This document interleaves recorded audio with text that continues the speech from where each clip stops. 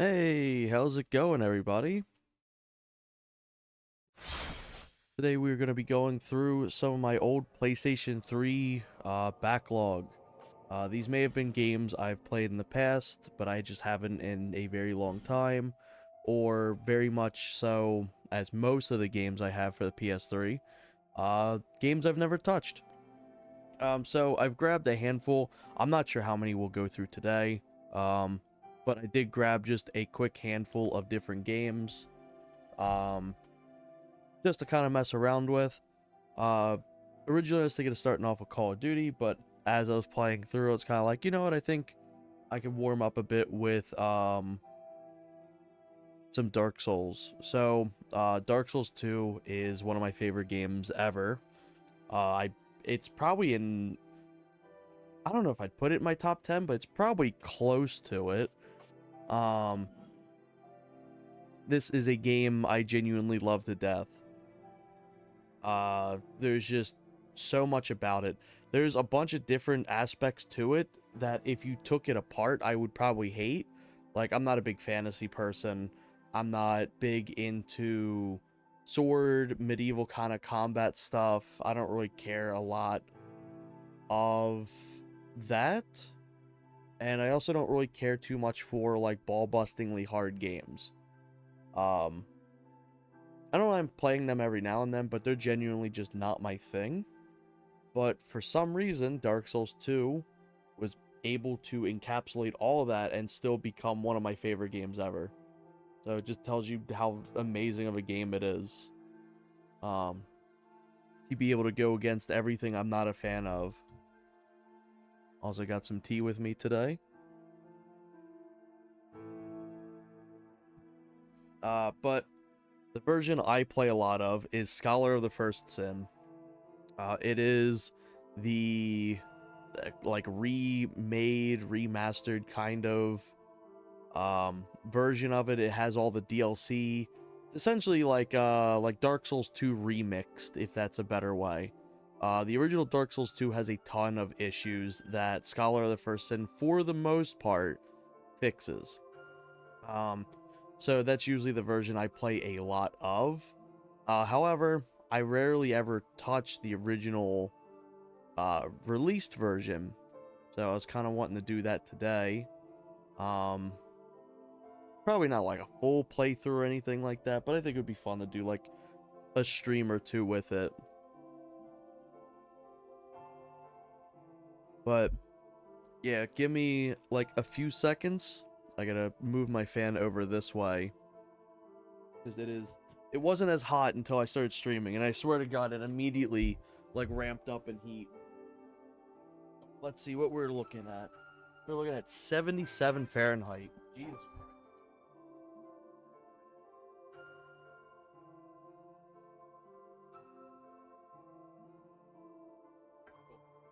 Fan on me.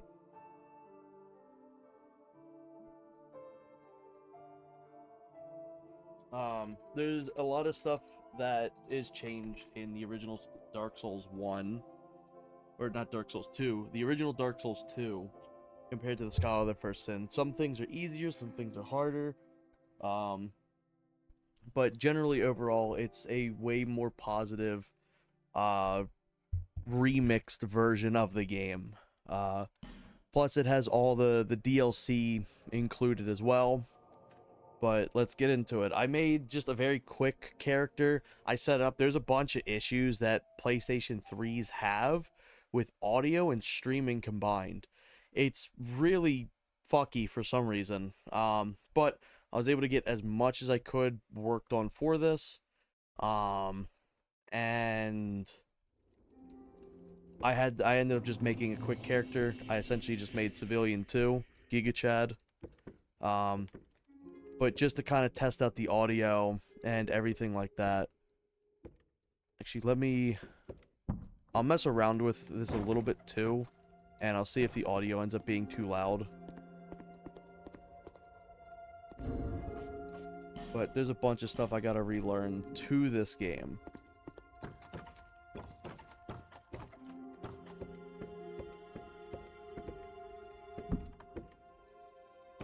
So So, like, the equivalent I did was just made my character, ran like 5 steps, and then got that item chest just to check it out, just to get a good taste test of the audio. This will also be offline only as well. There were some connection issues with the servers. Plus, on top of that, I was fine not having anyone invade me. Because I'm sure the only people who are still playing the PS3 version of this is going to be, like, final boss levels of Talented.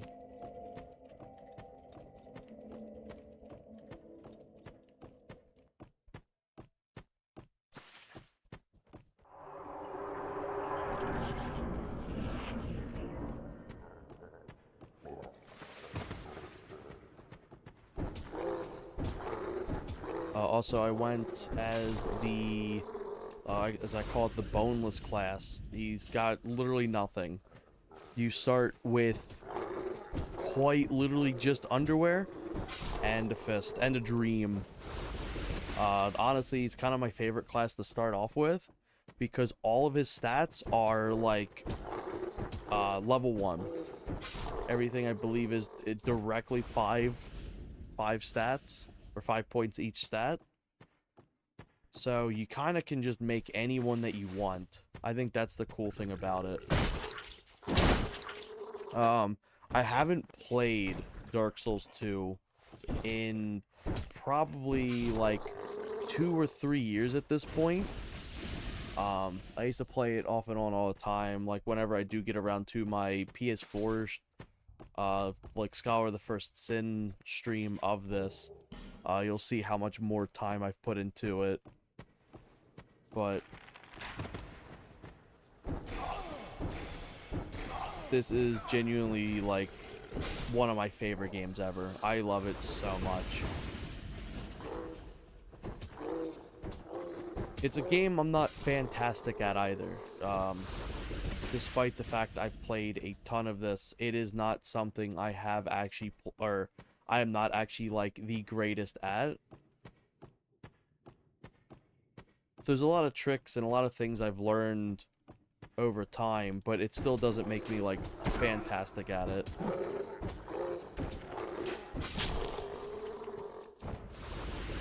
Also, these arrow guys do so little damage. You can just eat it right head on.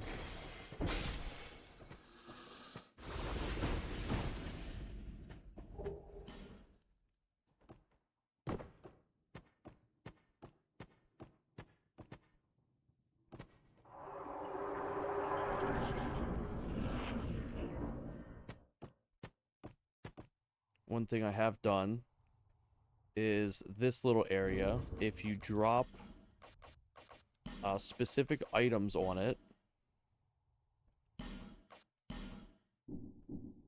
they will drop stuff for you. Honestly, it's just a complete gamble if you're gonna get anything, like, even decent. A lot of stuff you just won't really get anything good out of this, but I think it's still kind of fun.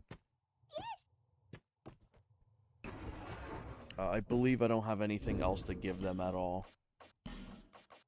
Nah, nothing else.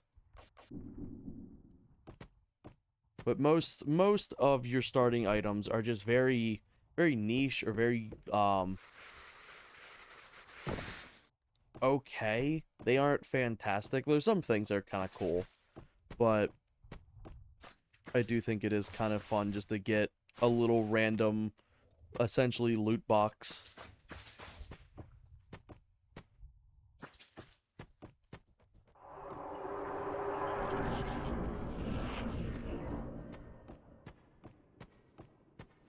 Right now, what I'm trying to do is I'm just trying to get some extra little bits of souls. Normally, you can light up the candles, like all the candle holders, the torch holders, I should say. I don't know what it fully does in this version, but what it does in Scholar of First Sin is it summons your first NPC boss, or not boss, but like encounter. Alright, that's how you sprint again.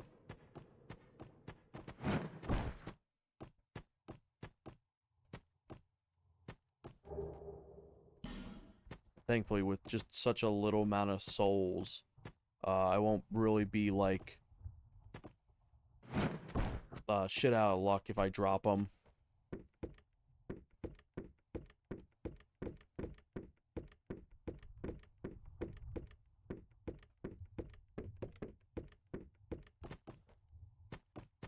Also, let me see if I can change these game options.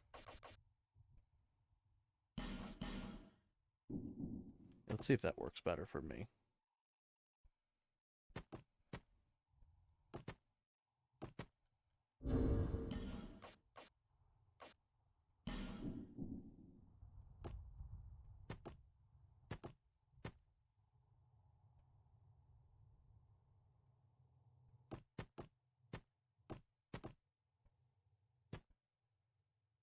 I don't know why these settings are throwing me off so much.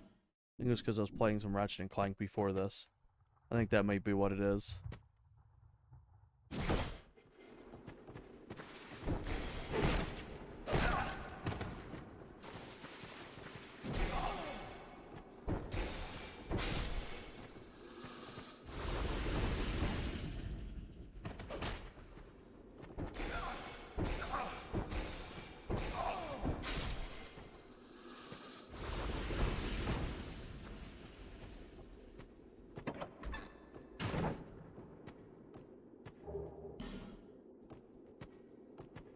If I recall, the cracked eyes are just for PvP stuff. They're either to, like, help out or they're to invade and shit. So they're not too important for what I'll be doing in this.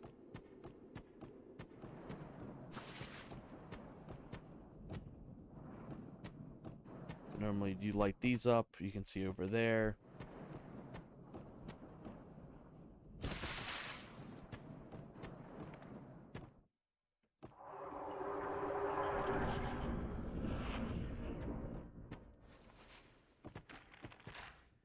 So come over here, knock this over.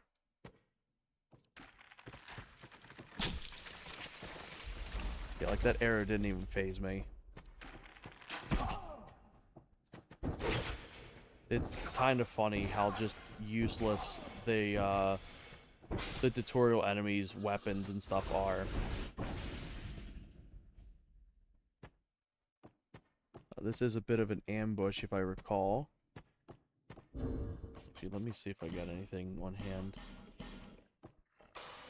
These are, like, stupidly cheap to buy as well. I think they're 200 souls each.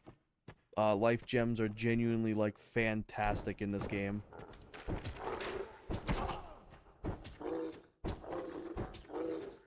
Unlike your flasks, you get, like, multiple flasks. However, you are limited between each bonfire. But with life gems, you get just a shit ton of them. Like, it's as many as you can buy. I think you can hold up to, like, 99 or something like that. It does trivialize the bonfire system in a way.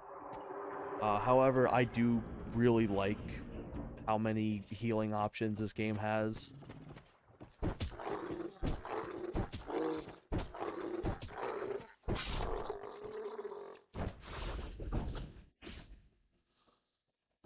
Another thing with this game too is if an area ends up being too hard for you, if you just farm and kill all the enemies 12 times in a row, it doesn't even have to be in a row, but just 12 times, they never respawn again. So a little extra thing to add on to trivializing the bonfire. Personally, I am a fan of. I do like that. I can see why people don't like it, but for me, I personally do like it.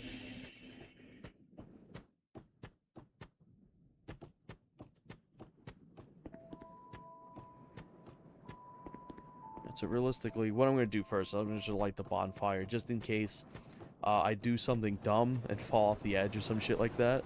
I'm going to light this up first. Because there's a few extra items here. I have to make sure that they actually are in this version, because I think I played the PS3 version last in 2017.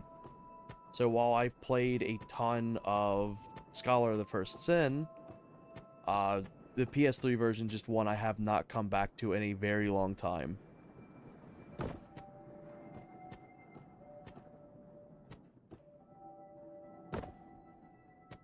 This is binoculars, I think. Oh, nope, that's different.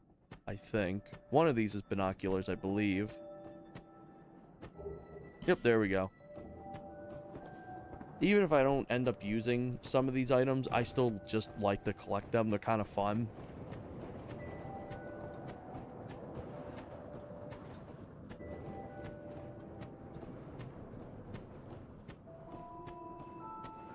But yeah, I genuinely love this game to death. It's fantastic. What's nice too is like the Scholar of the First Sin edition and stuff do have like better performance because obviously it's on PS4 compared to PS3. So it does run at a very smooth frame rate and everything like that. Also, a thing that people early on, like new players, mess up on is becoming this covenant, because what it does is it essentially puts it back into like a hard mode essentially. I believe it's like enemies don't ever despawn and stuff like that too. So if you want a more traditional, harder playthrough of this game, you can do that.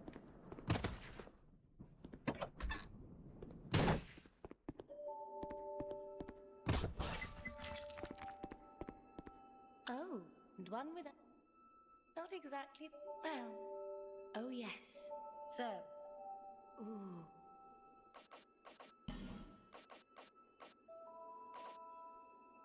Okay, she still has the same Nothing suited items. you, I presume? I don't fully... I know some of the enemy placement stuff that's been changed around, but I don't remember all of it. Plus, I never fully beat this version of it. I beat Scholar of the First Sin probably like 10 to 20 times.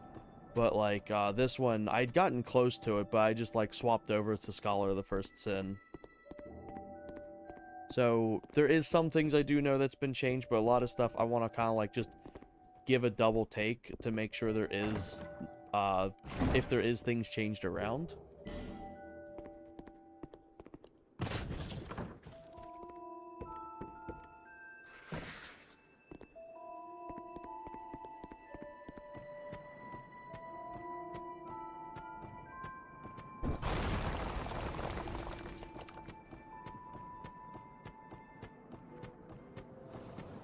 I always loved this area. This is genuinely one of my favorite little hubs in gaming.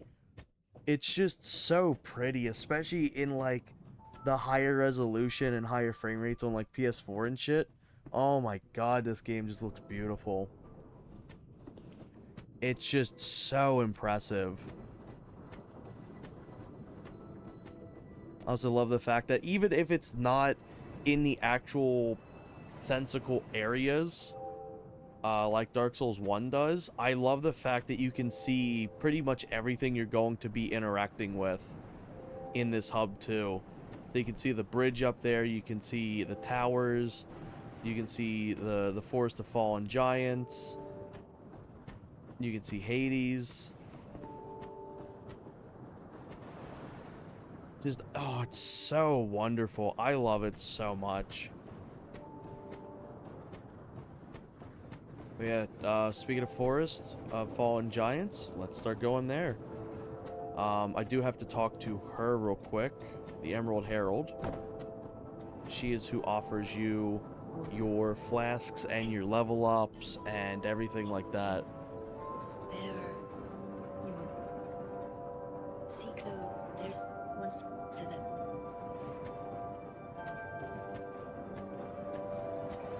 There is going to be some stuff I need to relearn, genuinely. But I'm going to try my best on how much I can remember. Here. However... There we go. I've upgraded my Estus flask already, so now it has 2 charges. I think it's either 2 charges or it's like it's stronger. And let's give some level ups now. The first thing I'm probably going to do is I'm going to give it to, I think it's adaptability. It's, I believe it's adaptability.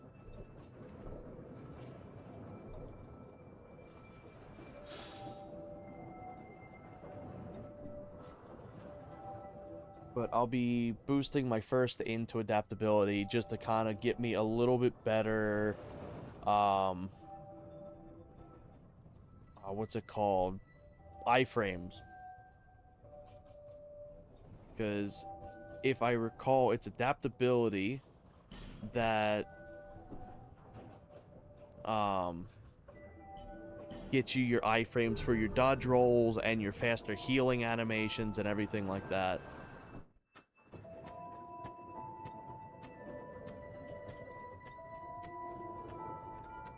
It is one thing that you do consistently have to essentially level up every single playthrough you do because of just the fact that having slow iframes and Estus heals and shit like that is very rough. So currently I've got some basic weapons. I'm going to be sticking with the dagger for right now because I genuinely just cannot use anything else. As you can see here. I could technically use these two. I may as well just put something on. It will start making me kind of heavy. So maybe I'll wear just the shirt for now. I believe it's like the 60% area is where you start doing like the heavier rolls. So I'll try not to get to that weight limit just yet.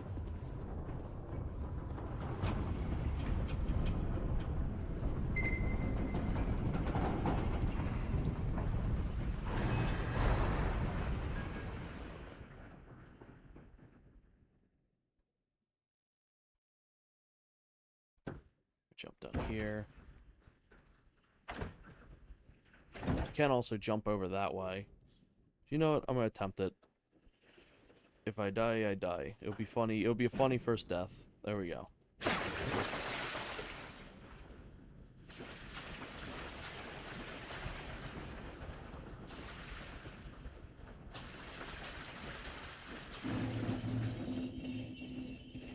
Forest of the Fallen Giants. Such a cool little area.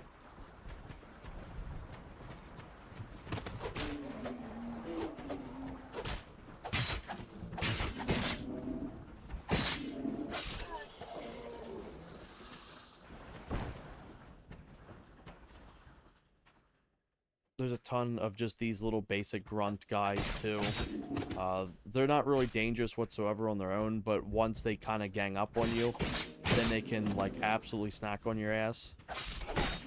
So, the important thing is just to keep your distance between all of them. As you can see there, they're not too useful on their own. But, like, if you have multiple of these guys kind of doing this swing on you, they are going to beat the shit out of you.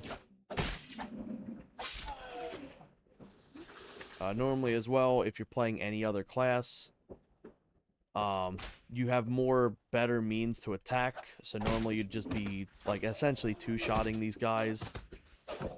However, since I'm using, like, one of the shittiest weapons, I will not be able to really deal that much damage just yet.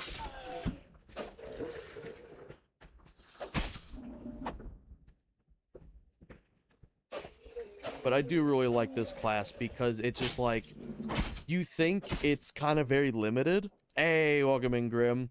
You kind of think it's just a very limited class because you're like, oh, it's like, I think he's even called like a waste of skin or some shit like that. I think that's what the class name is, like deprived or something. You think it's like, oh, like this is going to be the hard mode class. It technically is to an extent, because you just start off with really nothing. However, it's really fun because you can essentially just build your character however you want. So if I want to, like, let's say, go from doing melee to doing, like, mage stuff, I can just, on the fly, change up my class. Because it's just an open book for a character, essentially.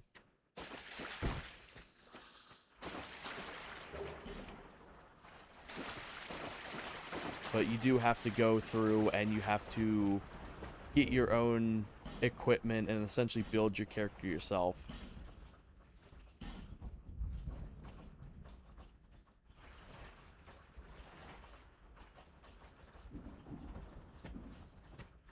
I'll probably end up going like a fairly basic class. Maybe just like strength or dexterity, maybe.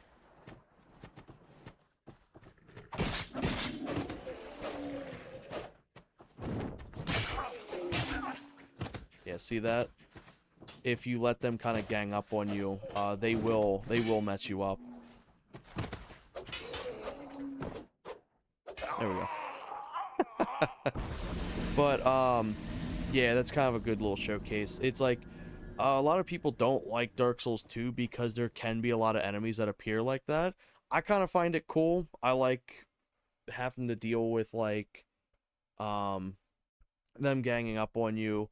Plus it's like if you walk too far ahead, you'll see that I kind of like aggroed a few more than if I kind of just stayed back.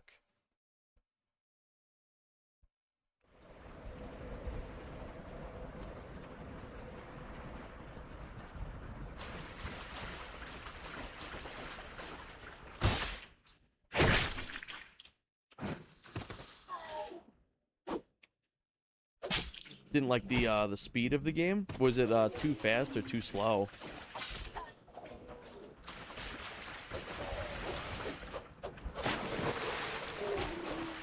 Also, treading in the water makes you slower as well.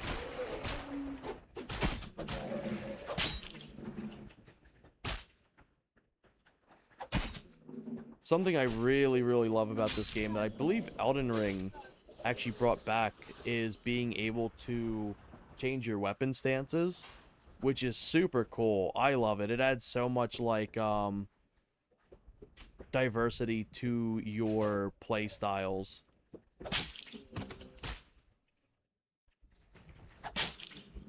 Also, these projectiles they'll throw, it's pretty much any projectile that comes from an enemy.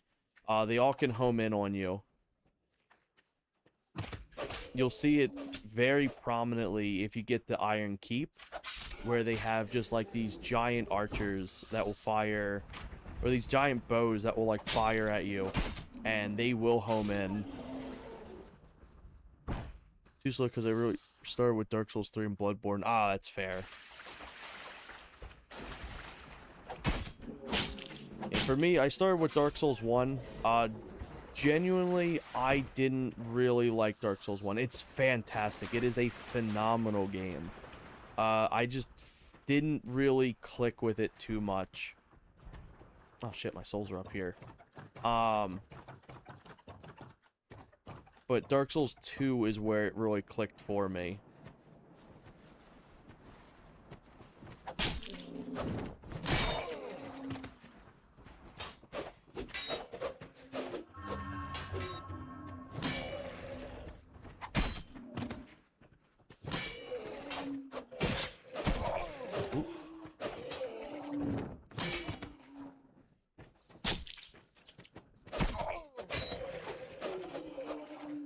That's another death. Okay, I gotta remember that they did change up this in Scholar of the First Sin. In Scholar of the First Sin, they genuinely aren't really awake until you walk closer to them. I think this one, they just automatically awake.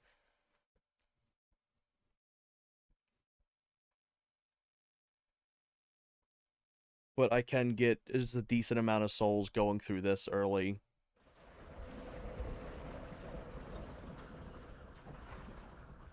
Once I get like an actual decent sword, then they become a lot easier. But the fact that like I just have the dagger right now, it's genuinely like the hardest part of this class is just starting off.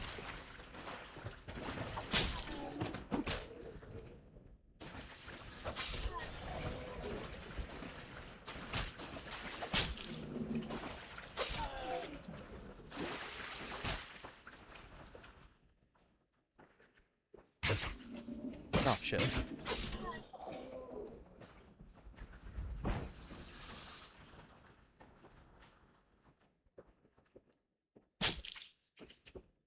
It's gonna sound silly, but one of my favorite aspects of this game is... Oh, shit. Take my hand off the controller for a second. One of my favorite aspects of this game, genuinely, is just how nonsensical the areas and the world is. Dark Souls 1 is phenomenal at, like, world building and kind of making everything piece together. Like, if you see something in a distance, for the most part, if you were to walk there through the game, you'll actually meet up with the same spot that you're looking at, which is really cool. It really pieces the whole world together. So what I'm going to do is I'm just going to bait them, at least try to, and then come down this way. Also, they can kick you while you're on the ladder, too.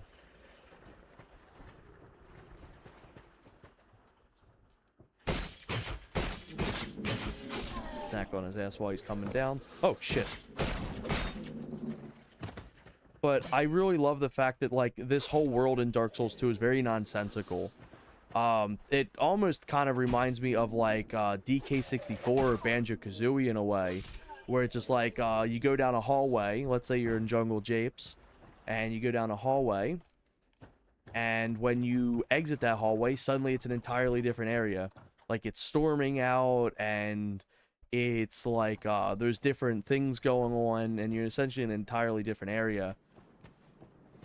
That's kind of how this game is. There's a bunch of really funky stuff that I just really, really love.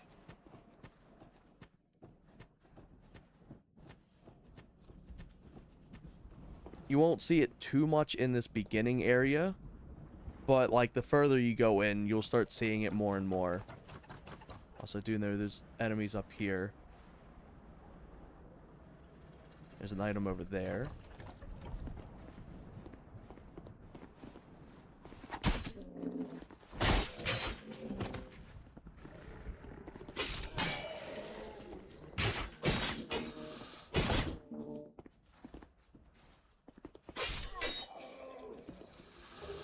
Realistically, right now, what I'm looking for an item they drop would be probably like a broken short sword. It's got a little bit of range, but it's not great. It's perfectly fine if you don't have anything else except a dagger. Aw. I got catapulted off of that. Alright, let's see if I can get this item. Oh, come on. That's fucked. But I do like Dark Souls 2 because it's a little faster than 1.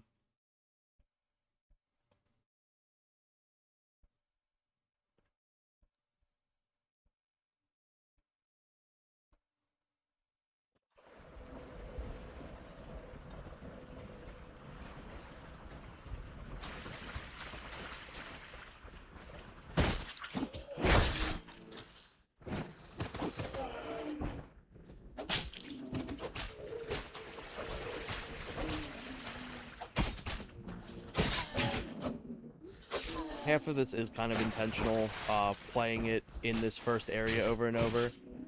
Just for the fact that I can just get souls to level up. Because right now what I'm dealing with is just 5, which is essentially level 1 for everything. Ooh, there's a sword. So generally, my kit's, like, very useless.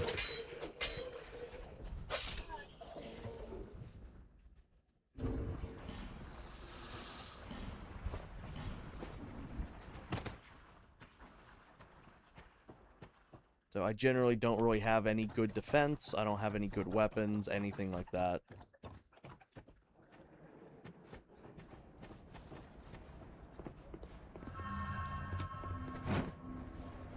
There we go. Made it.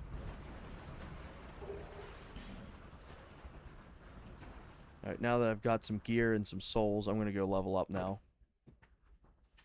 One thing that I do think later games made better is being able to just level up in your menu. But you need to go back to Majula every time that you want to level up.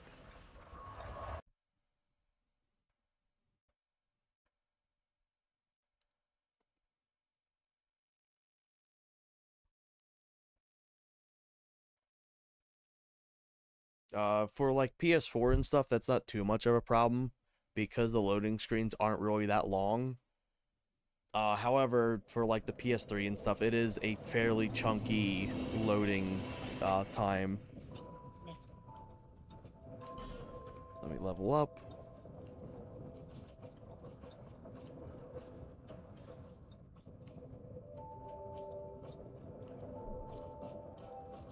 Let's see, what do I want to level up? I'd probably do Vitality and Strength to start off with.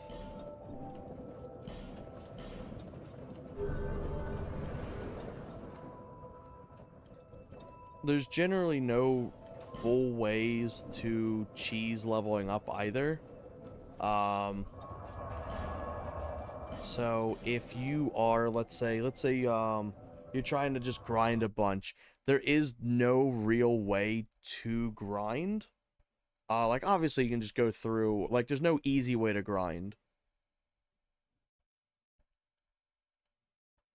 Because one, if you don't have the Covenant of Champions, enemies just despawn after a while. And two, you'll still have to go through and be replaying areas over and over.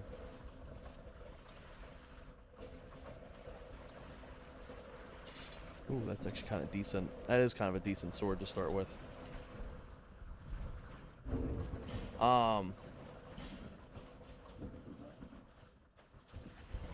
But there's one area in particular that's kind of funny.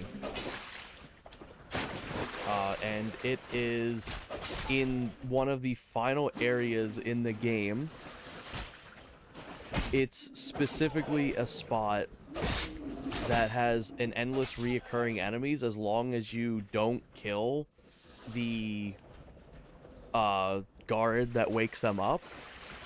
And you can essentially just farm a metric shit ton of souls. Honestly, sometimes, depending on my character, I'll actually just farm that before going into New Game Plus. Because genuinely don't have access to a good farming spot again like that until nearly at the end of the game. So if I want to get ready to do like New Game Plus and like a few bonfire aesthetic and stuff like that, I'll just grind that out for like, let's say like 2 hours or so. Because it'll get you like a metric shit ton of levels. I cannot state enough. Especially if you pair it with like numerous like soul gaining items and shit like that. Like you'll be so good to go for like a shit ton. Ooh, foot soldier's sword is at risk already. That is the problem with dealing with some of these things. Also, these Haiti Knights, I love them. They're probably my favorite armor in the whole game. I love the way they look. In this version, they are stupidly rare. There's only, I think, like 5 or some shit like that that exists in 3. Or in PS3 version of this. They all drop a random item. And you can just end up with 5 pairs of their boots and that's it. So you have to wait till like post game or doing like upgrading the bonfire to get them again. Scholar of the First Sin changes it by having them actually appear in the Tower of Haiti, the area that they're based off of. Oh shit, broke. A lot of these starting weapons I have too. I'm not going to get too attached to. They're just to essentially get me to the next set of weapons.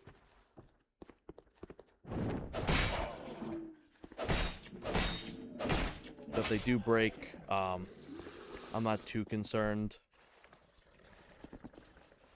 Like, obviously it'll suck for now, because it's like, if I don't have any other weapons, I will have to pay to get them repaired.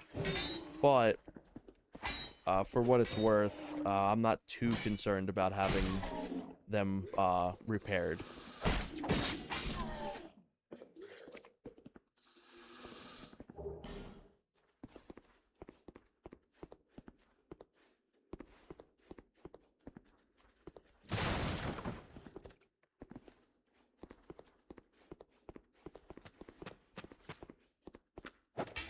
These guys can be a little bit of a pain starting off, because they are smarter than your general foot soldier. The ones that fuck me up, honestly... Oh, shit. The ones that fuck me up, honestly, is, the ones with the spears.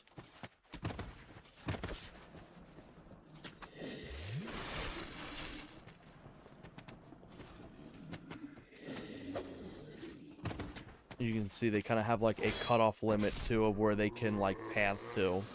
So once they kind of go out this way, they'll start backing back up.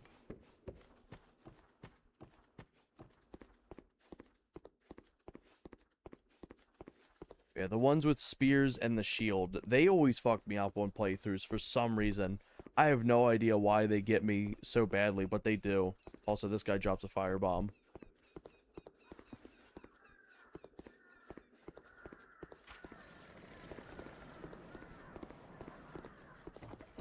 Normally he does. Yep, there he goes.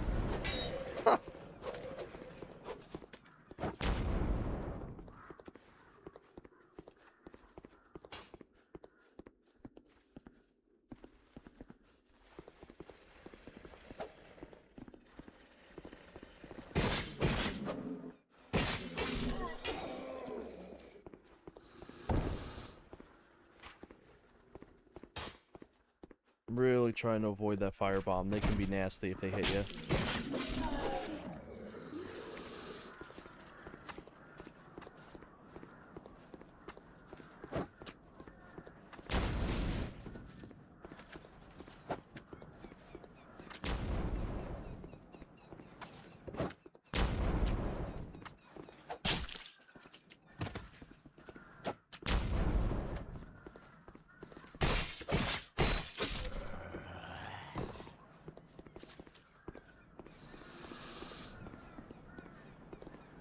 I'm surprised he actually didn't aggro towards me. I was very close to him.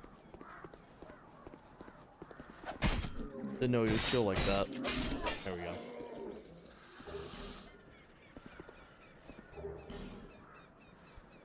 Generally, I don't use... Okay, my character got stuck there for a second. Generally, I don't use too many throwing items. Sometimes I will, but usually they kind of just rot in my inventory. Unless I just get rid of them. There's a guard that runs over this way. No, he runs over in Scholar of the First Sin.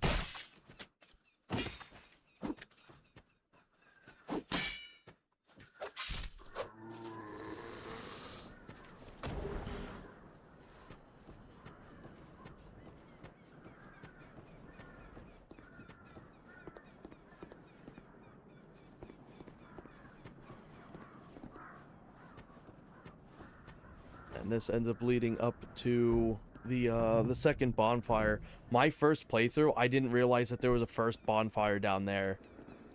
I was like, man, they really make you track all this way to get this damn bonfire. And it's like, oh, just finding out that you can actually just get one right at the start. As you can see, I don't have really any stats into getting these. This is kind of useful. you can get better items. So I am going to purchase this.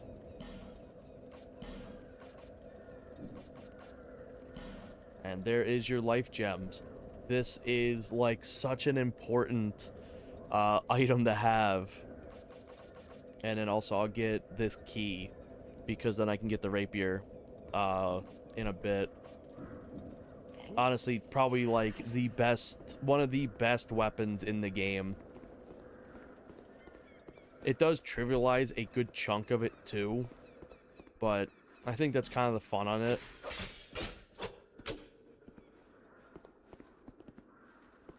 Also, despite that door being locked, it's one of the few that you can just break. I don't believe there's any form of key to actually get it. So you genuinely do just break it and that's it.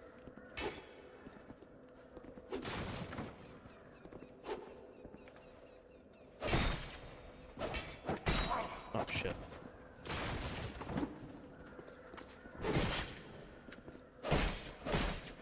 But you can see that the broken sword isn't much better than the dagger, except for getting you just a little bit more range. Like, that's pretty much the extent. And it's a slashing weapon instead of like a poke. I think the dagger is actually just mainly just stab. So there's my next Estus upgrade. And then there should be an item up there, or down there I should say. As long as I land on it properly. Either I land on it properly or I get sent back to the battle bus. There we go. If you talk to this lady over and over, she'll get convinced to move to Majula. However, I'm not going to do that just yet, because of the fact that I want to buy the key before going over there.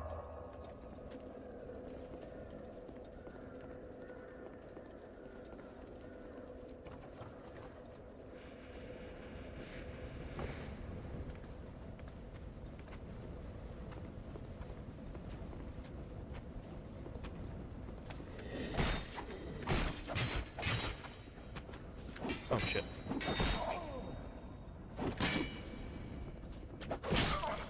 Ooh, that's a good chunk of change right there.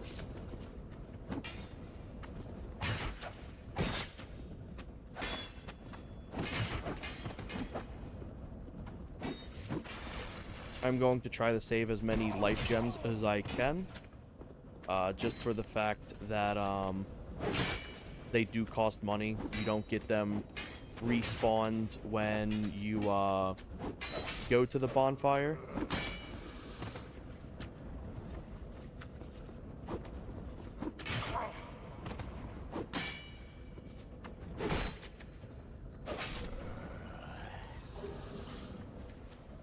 Ooh, there's some new equipment for me. Also, I should be equipping this. So right now, for anyone that hasn't seen this too, I'll go over some of this stuff real quick. I won't be able to fully utilize showing this menu at the very moment, because there is things I'm missing, like just any rings. But you have left-handed weapons, right-handed weapons. Usually your left hand would do, like, your shields, stuff like that.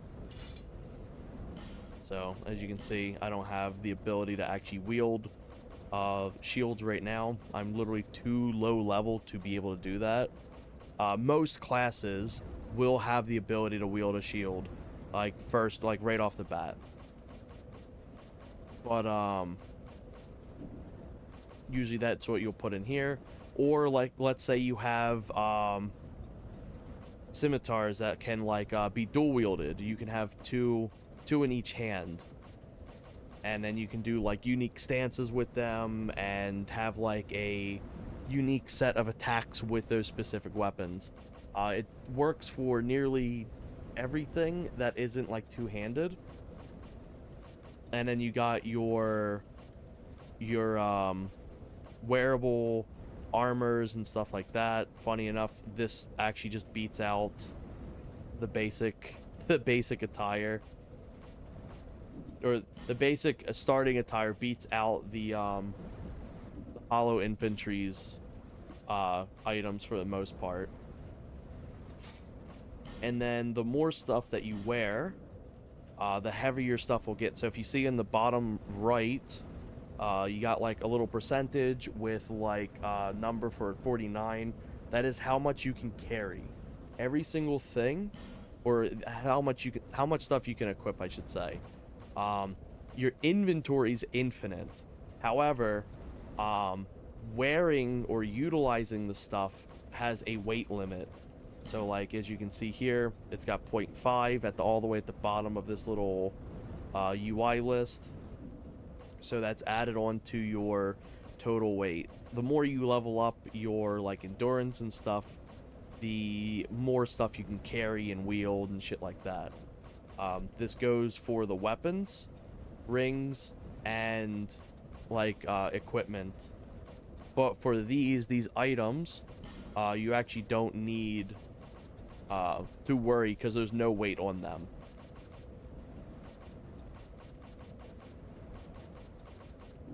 So they're really cool. And then you can have extra stuff, like if you want to have, like let's say I come over here and I put throwing knives and bombs and stuff like that on this, I can. And the throwing weapons don't actually weigh you down at all, which is really cool.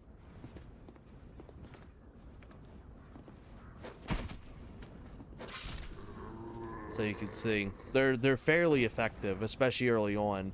I just generally don't care to use them too much. But they are nice when you're just so limited on stuff. And I kind of like that with this class too. It's just the fact that it's like... I didn't realize I didn't have my sword out. I like the fact that it's like you're just legitimately just scrounging for anything. You're just building your character. You've essentially just been put in like a battle royale. Also, that unlocks a little bit later. That's a whole second path. I didn't know that existed on my first playthrough.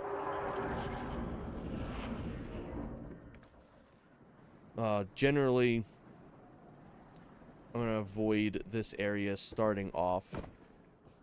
I'm gonna get this guy though. Come here.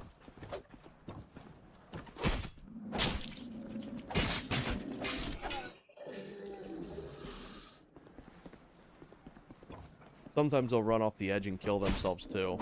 Which, any time an enemy dies too, you'll get their souls.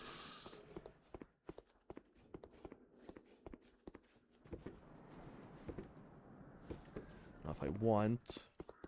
Let me go back. This is going to be... I apologize if this intro area is a little boring. I like to do it in a specific way that kind of gets me enough souls and enough stuff leveled up that I can unlock this blacksmith key fairly early on.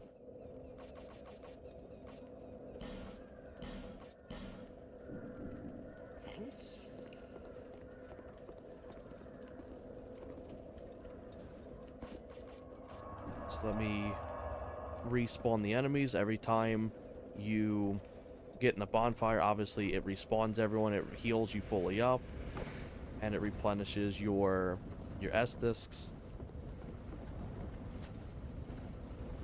This is one guy. He was here the other time.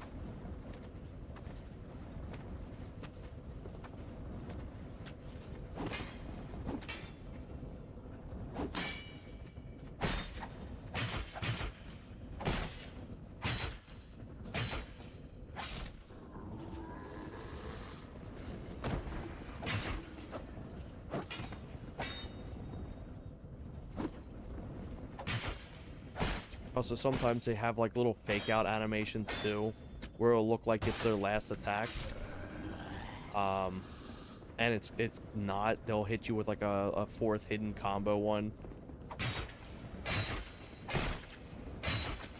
Also, if you press up on the joystick when you do an attack, especially with something like this, you can essentially parry their shield or their sword that they're using to block you with.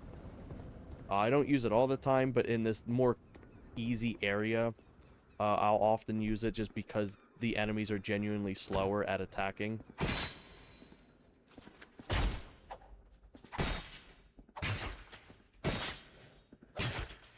some poke weapons, instead of having a block ability, that is just your standard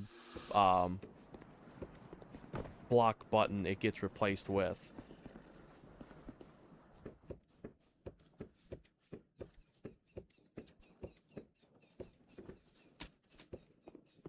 So I can avoid those guys for now.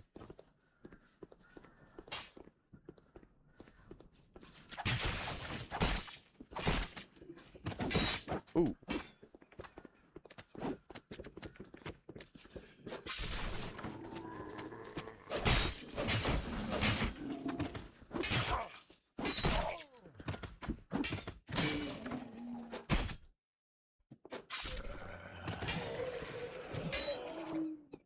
One thing I want to set myself up for is there's a hidden shortcut here that you can access. But you gotta do it properly, or it won't work. You have to attempt it the next time. It can be a little tedious, to be honest, to get this set up, but if you can land it, it's genuinely, like, time-saving.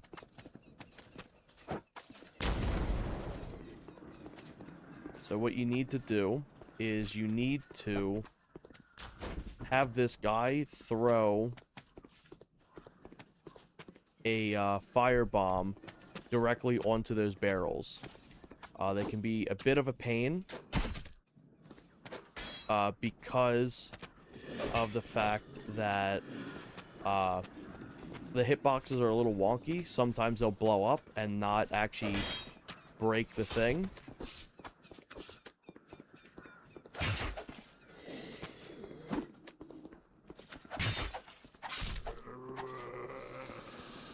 So I took care of him. So I gotta set this up, because also if this firebomb blows up and, like, takes all these things too, it will kill you. Come on, very close. You may be able to actually blow these up yourself with the firebombs, with your own firebombs, but I don't fully know if you can. I can try set it up now. Equipment.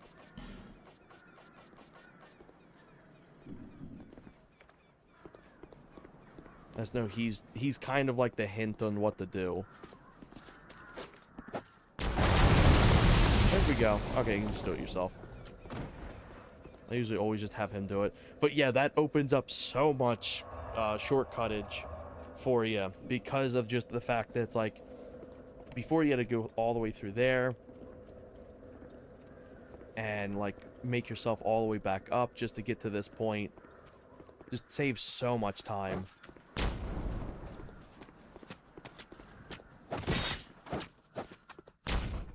Fuck this. Let me go back.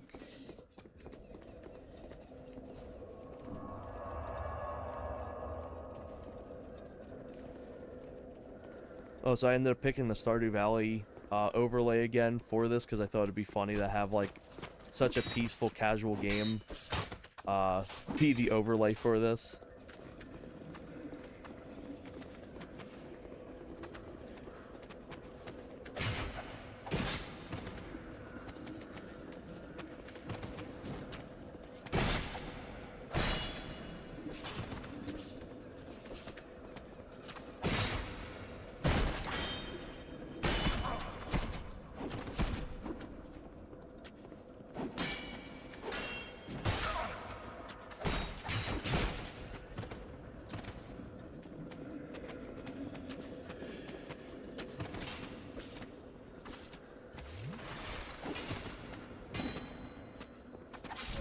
Out of here.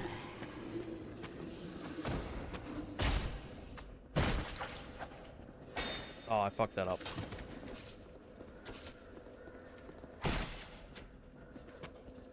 Yeah, so if you do that, you can actually just buckle his shield.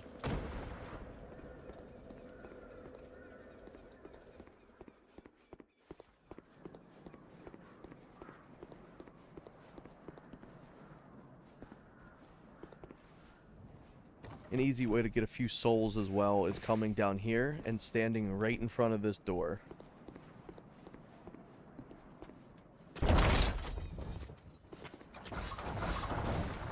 Well, except for when it doesn't work. Normally he runs into the gunfire. Normally all of them do.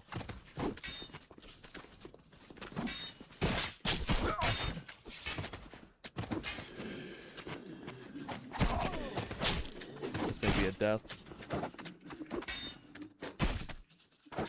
Yep, that's death. This area is kind of where a lot of the meme of like thoughtful enemy placement. Nah, this is Dark Souls 2. You getting your ass jumped. That's where a lot of that comes from, is because just these beginning areas are just so top loaded with a ton of enemies. To an extent, it is annoying. I do agree. Scholar of the First Sin fixes that up a lot, but it still has its gank groups. But that being said, the game kind of teaches you that there is just going to be a shit ton of enemies.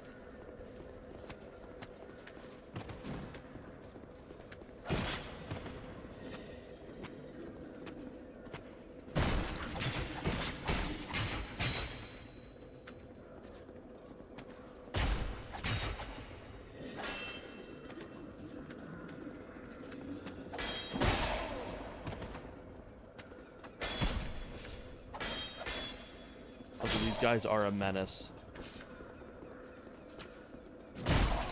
Because sometimes your shit will just clang, and sometimes it won't.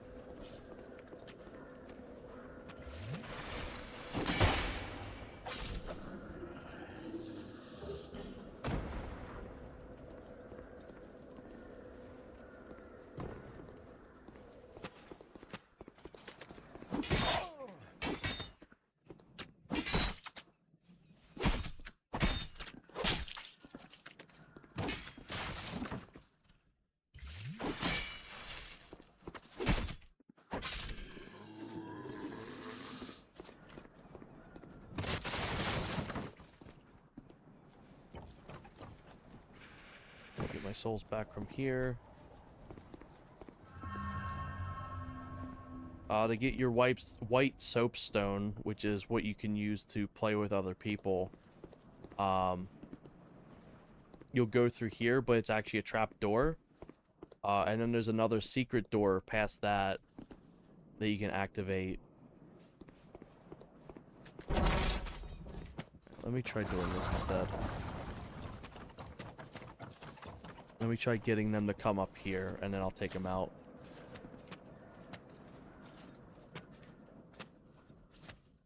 If they want to. If not, I can chuck a few knives at them.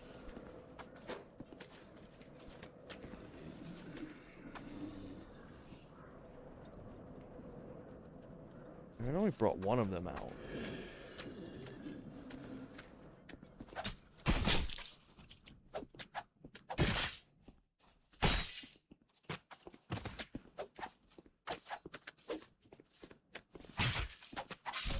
Funny enough, the guys with the... Oh, fuck. Take my hand off for 1 second. Funny enough, the guys with the sword and shield are not really a problem at all for me. But it's the second they got the, like, the pikes and shit like that is what fucks me up.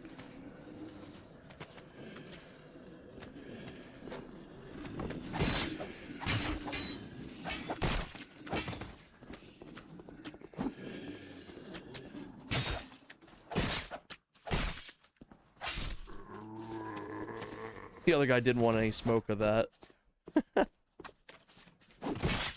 Ooh, you got me good. Also, they do kind of stagger easily, so as long as you kind of just do this, you will just kind of stagger them to death.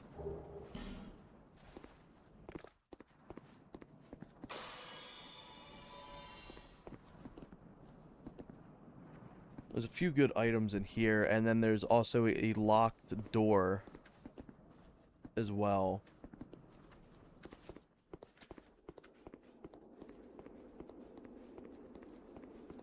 I don't have the lockstone yet, so I won't be able to utilize that. But it does have some useful items. Oh, hello there.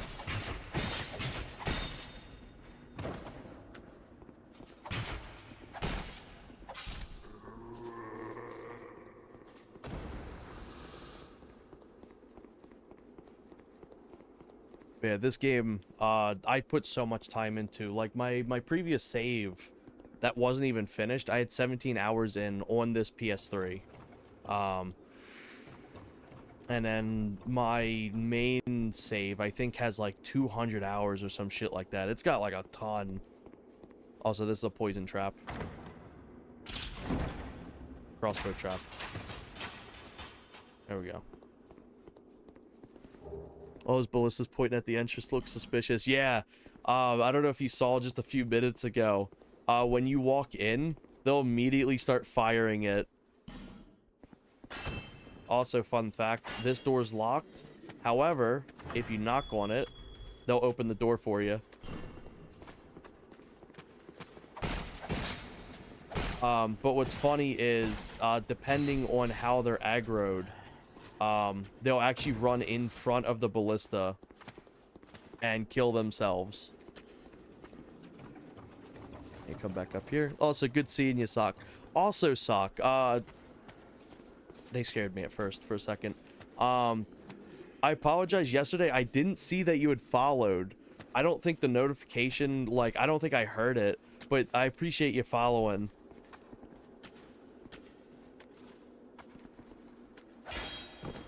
Oh, shit.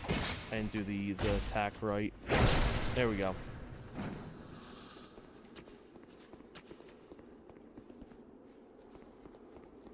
There's one guy in here still.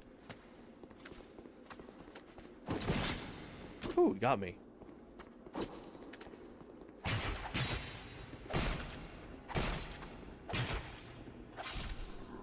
There we go.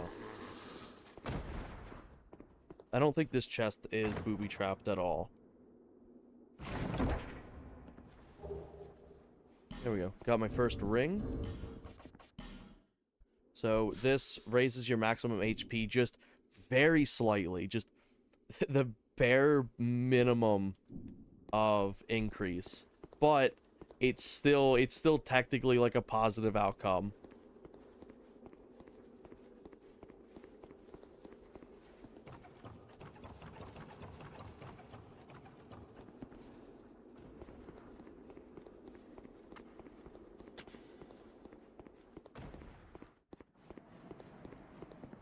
Got these big turtle boys too. They can be a menace if you don't know that they're weak to bashing. What I may do...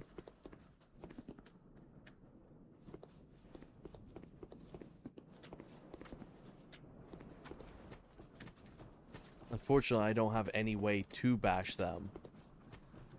Just because I'm not leveled up enough.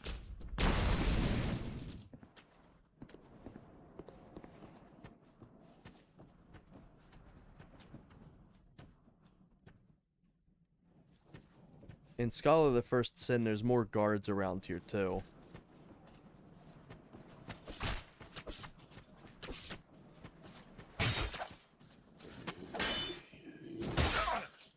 Uh-oh.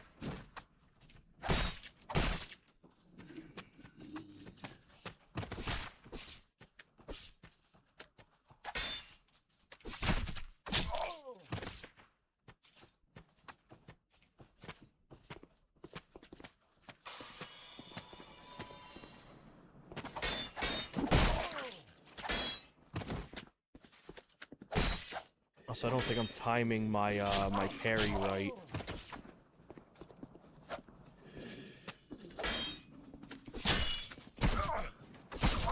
There we go, he's dead. Doesn't matter. The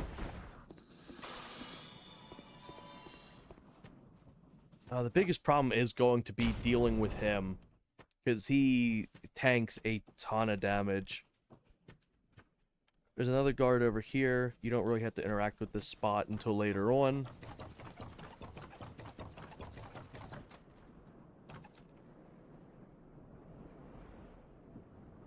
Checking to see if there's anything interesting.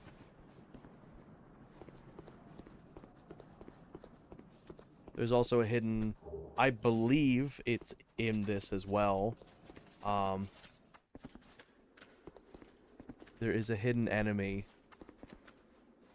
Normally you have to light up this torch. I don't think they can actually reach me, so I should be good here. Normally you gotta light up this torch.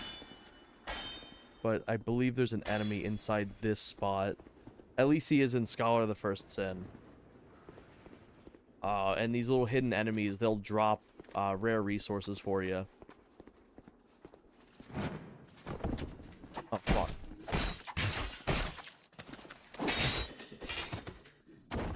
I'm getting out of that.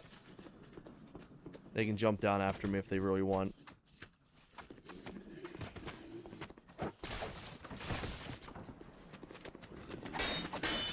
Ooh, and they did.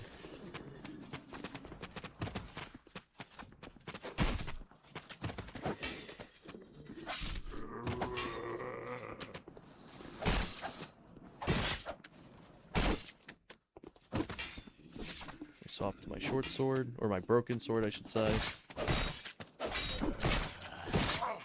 Come on. Roll. There we go.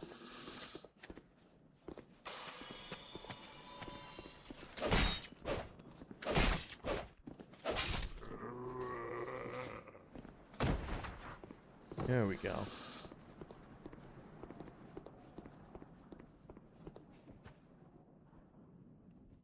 Alright, now I can attempt going back up there again. It should be safe.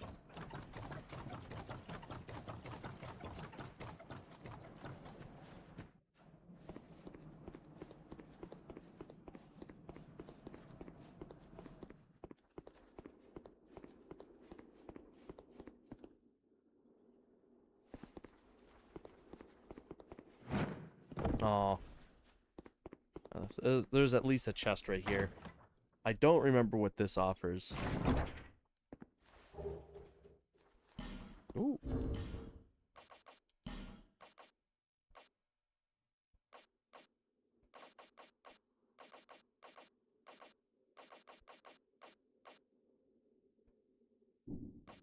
I can't actually use this wooden shield.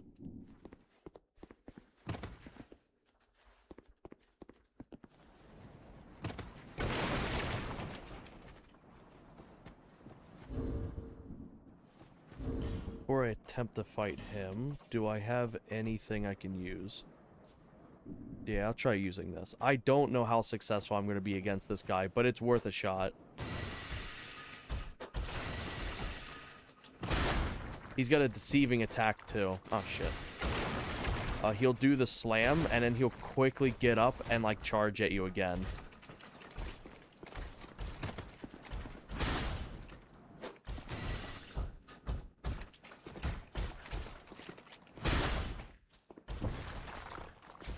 But he can be scary, because he can sweep you right off your feet.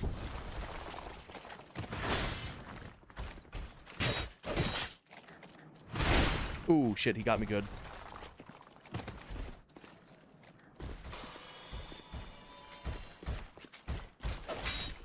There we go. All of their weapons and gear they drop are, like, heavy as hell. You need a lot of stats to be able to wear them.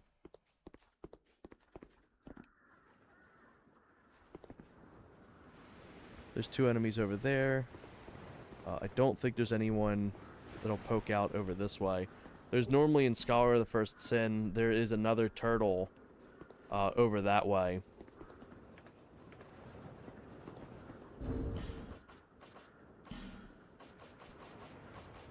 Do I got anything else useful on hand that I can throw at them? I do not, but I do have a ton of souls I can just use at will now.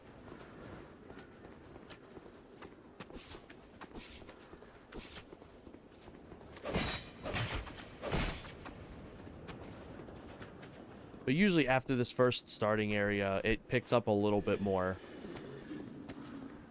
The enemies are all kind of like intentionally slow and dumb just to kind of get you adjusted.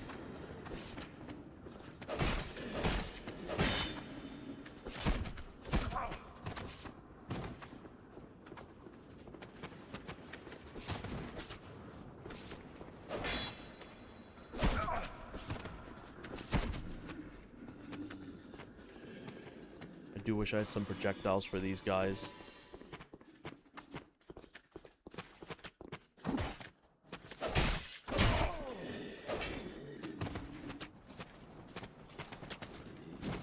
Also, if they hit these, they'll blow up.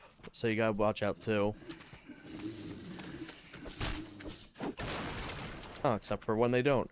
Alright, prove me wrong.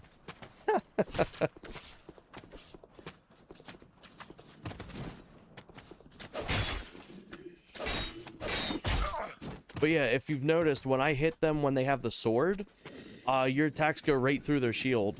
But when they have this spear, for some reason, they're just an absolute menace.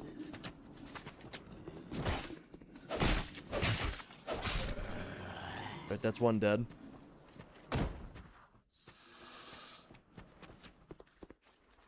With this will unlock another shortcut for you.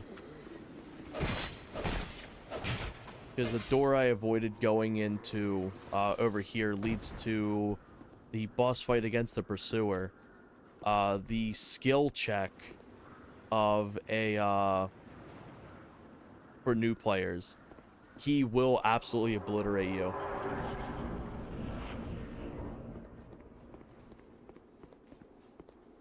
There's a beetle over there that'll offer up Titanite if you kill it, but right now I'm just focused on getting this door unlocked. There we go. So, major shortcut here.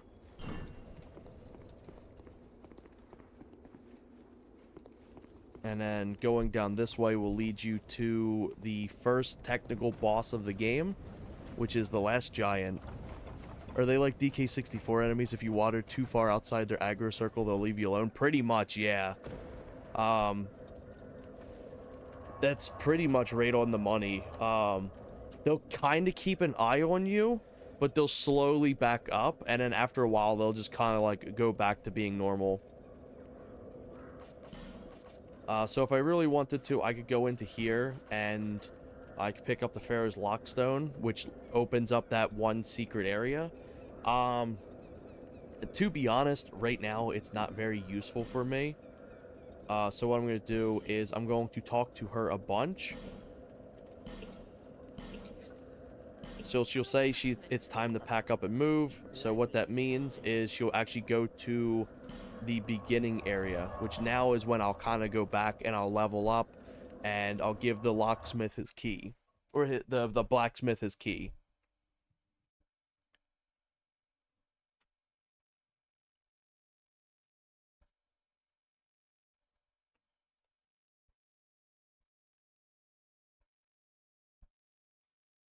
But yeah, I guess that's another good way I could add on to how I feel like this game feels, kind of gives the same feeling as DK64 for me. You talk to him.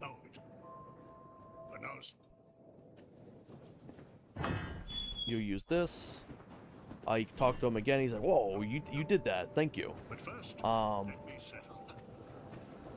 what you got to do now is just you rest, and then you get out of the bonfire, and then he'll be working on stuff over here. a name, a man, boom. So here's where you can repair stuff. Here's where you can level it up. And here's where you can get like the best item in the game, which is the rapier. I kid you not, this thing is phenomenal. If you're ever looking for an easier way to kind of get into Dark Souls 2, get the rapier. It's like one of the best weapons. Now, when it comes to like new game, it doesn't fare as amazingly, but if you're looking just to get through the base campaign, it is like top tier. It is what you want to get. I can't use it right now, as you can see. I need to level up some stats. I believe it's dexterity that needs to be like level 12. So that's what I'm going to kind of focus on getting. So it's strength 5, dexterity 12. Depending on your class that you start with, you can just get it like right off the bat once you talk to him. But For me, I'm gonna have to level up some.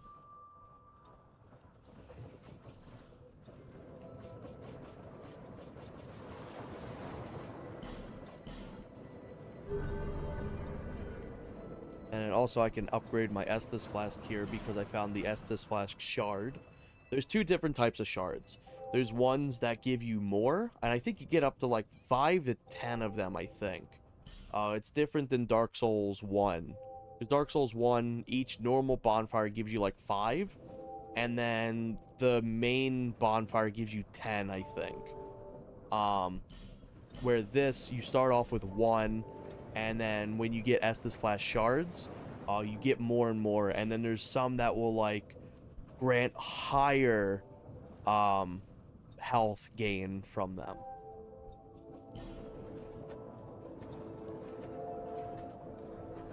But also another thing is when that lady talks and moves, she moves, I believe, like right over here. I think this is the spot that she moves to, but I think it takes just a little bit before she does. And you got this guy over here too. He becomes a pompous asshole once you spend enough money at his place.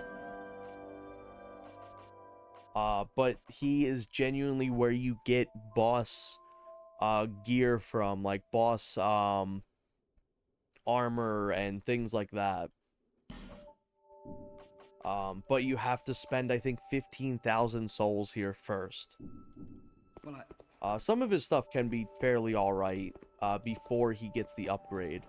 But for the most part, you'll just be going there if you want boss-related stuff. Also, I believe there's one more item I missed over this way. Also, a good way to conserve your stamina. So once you run out, like your bar runs out fully, you have to wait for it to fully recharge to be able to run again. However, if you stop your run right before it wears out,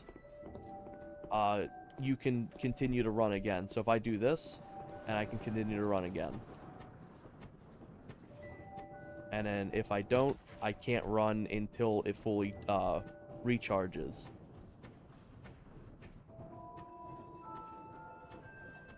So it's kind of good to keep a mental thought of where your stamina bar is.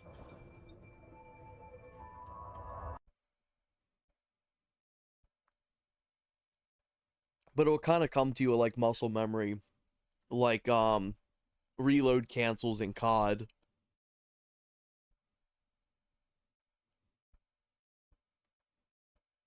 Speaking of COD, I was testing this out. I was playing some Black Ops 1 earlier. Did you know the servers are fairly alive in that game? It makes sense why. It's one of like the most fan favorite CODs. But I was like, holy shit, like I was able to get in a match no problem. And they're fairly like new levels too.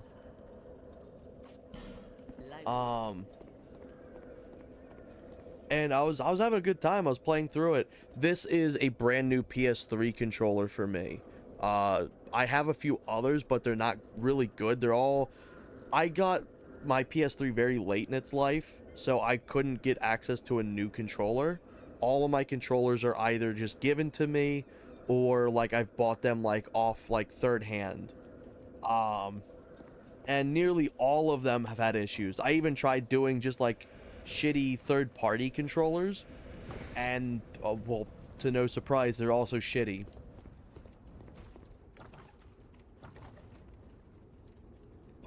So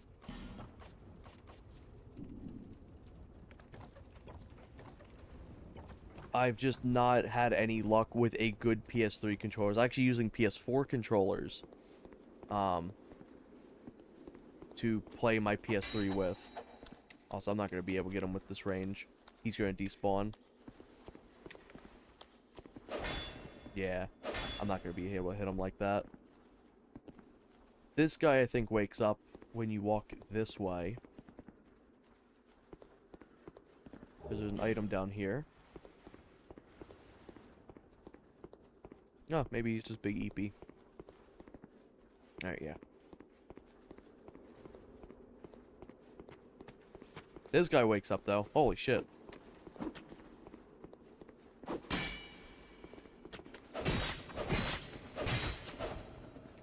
What I'm going to do now is I'm going to attempt the Lost Giant, or the Last Giant.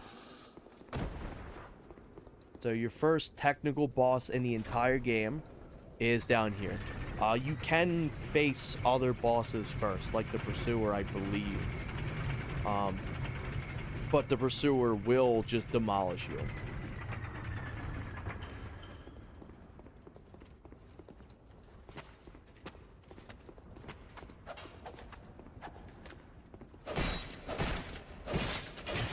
Also, it's another nice thing about the Broken Sword, real quick, is the Broken Sword doesn't really eat up that much stamina. This door is currently locked too. Hello, Ghost Sword. So you won't be able to open that just yet.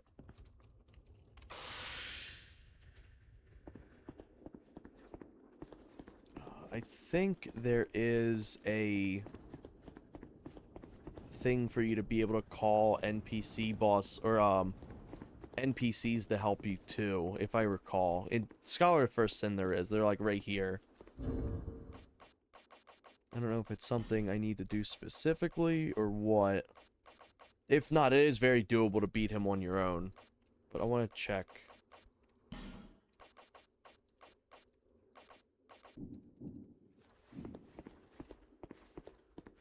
Alright, if not, that's no problem.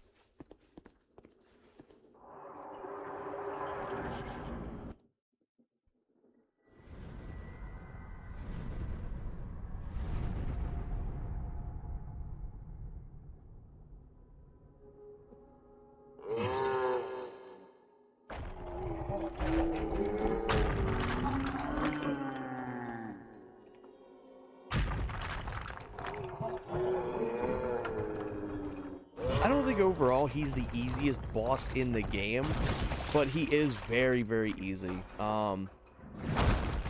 It's the kind of just get you into boss fights and stuff like that. He's not really that big of a skill check. Your real skill check is just going to be the Pursuer.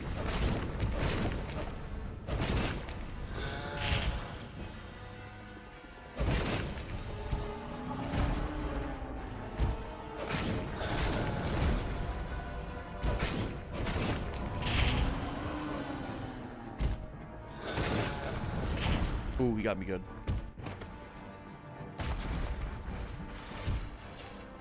Honestly, first time you're playing through, you're probably going to want to, like, stay away from him. Like, you're thinking it's like, oh, I got to keep my distance.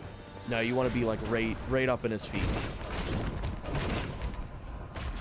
He does try to smash you, though, but you can just easily avoid it. Just make sure you keep just enough stamina.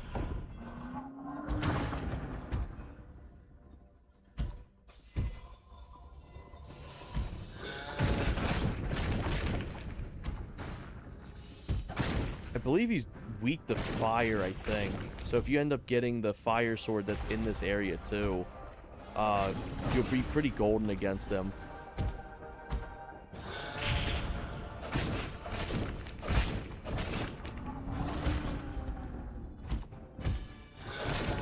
But as you can see, he's generally not really that much of a threat.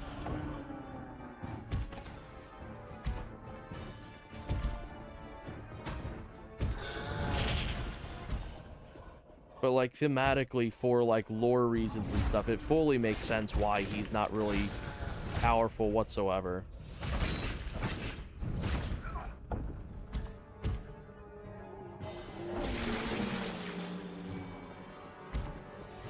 And in his second phase is he rips off his arm to have more of a projectile. Or, like, more range. But it's funny, because you're just going to be, like, stomping right on his ass anyway. Ooh.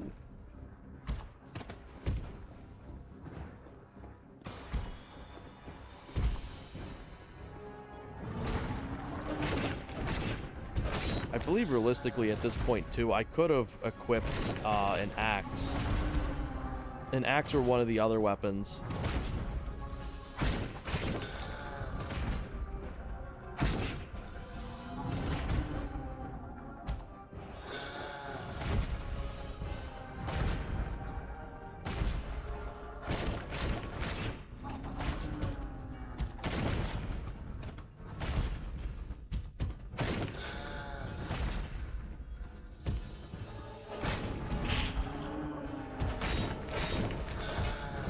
Out of the way. There we go.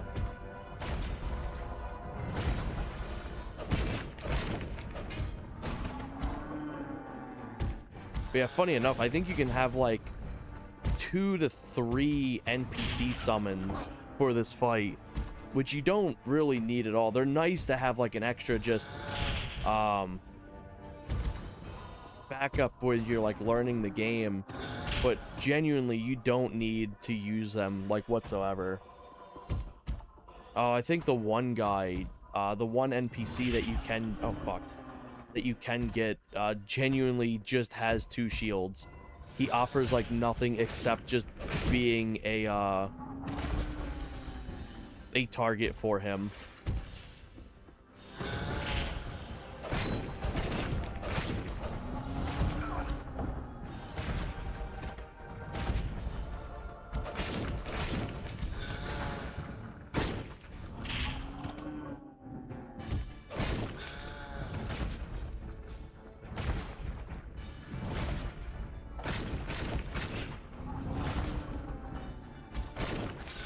There we go.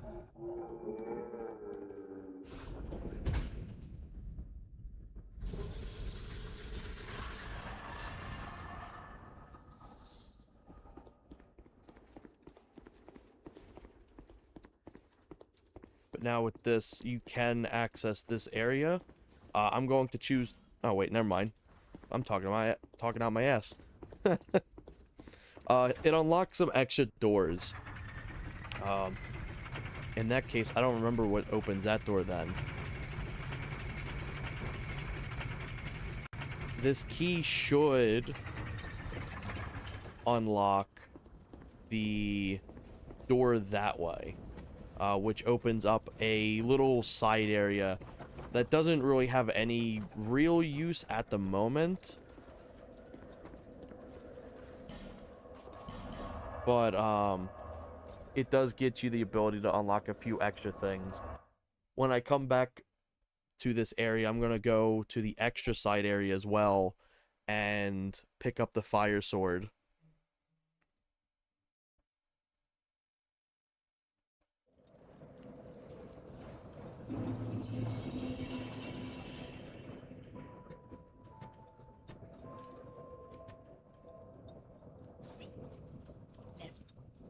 Oh, first, before I do that, let me actually use my, all my soul stuff. So, with these are essentially, extra currency that you can just use at any point. They're really nice to hold on to, because generally, if you don't need to use them until you're like buying something. So never really try to like use them and then go into combat. Just save them for when you want to buy something. But then there's like the little ones. There's souls. They'll give you like 20, 50, 100, few hundred points each. But then you'll have the boss souls. These souls, depending on if you're planning on getting boss items, you're going to want to save. However, some of these souls are not as well off as others. Like this one, I think you get like a big giant club. It can be great, but if you're not looking for that type of build, you can just use them. They'll give you a shit ton of souls. And then obviously, like, the harder the boss or, like, the later you go in, the more souls you'll start getting from those soul rewards. I don't believe I have any more of these. But now I'm going to upgrade my stuff. I'm going to give myself 12 dexterity. And then I'm also going to start leveling up my adaptability. But yeah, this is probably one of the most important stats you can level up in this game. Because it's tied to all your frames, like all your animations. For healing, rolling, opening stuff, you name it.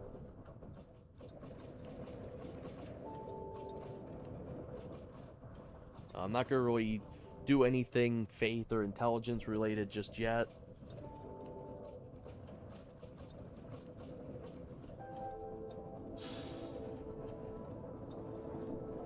This is kind of, attunement is kind of similar to adaptability, but for magic. So if you are using intelligence and faith build stuff, you're going to want to level this up too. The more you level this up as well, is the more slots you get for your spells and stuff too.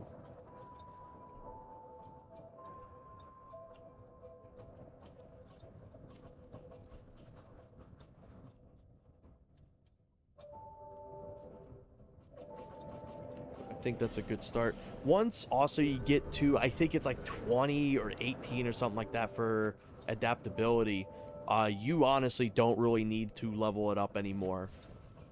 While there is like every time you put a stat in, your stats get higher, there is level caps. So like, let's say you're getting 2 points per point you're putting in for like attack. After you reach like 20, instead of getting 2 points, you get 1. And then, like, let's say after 50 points you put in, instead of getting 1 point, you're getting half a point. So, you want to keep an eye on just the diminishing returns of your stats. But generally, with adaptability, after, like, 10 to 20 points into it, you don't have to worry about it too much anymore.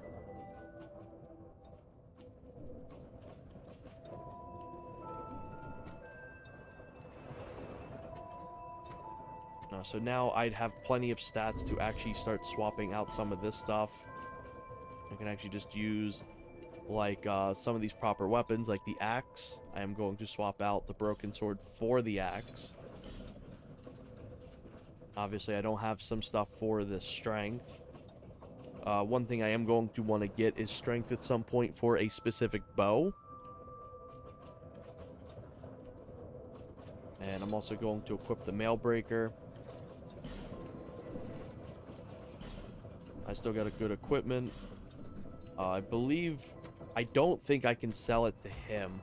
I think there's only a few places in the game that you can actually sell your stuff to.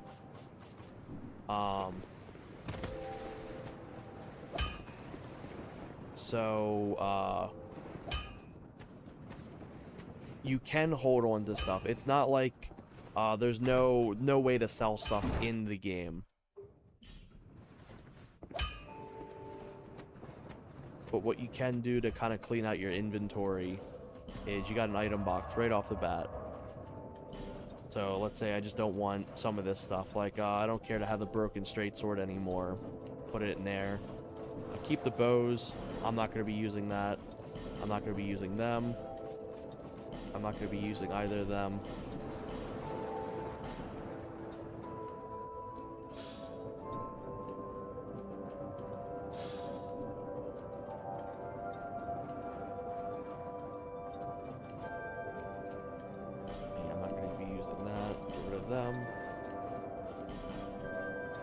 Going to be using really any form of magic outside some basic stuff later on if I do make it there. But now I can start coming through here. I can start sweeping out some of this extra stuff, getting the fire sword, getting some of the extra titanite, which is your level ups, or not your it's not your normal level up, but it's your weapon level ups essentially. And they're very important because they're not entirely limited, especially the early on, but they are semi-hard to find.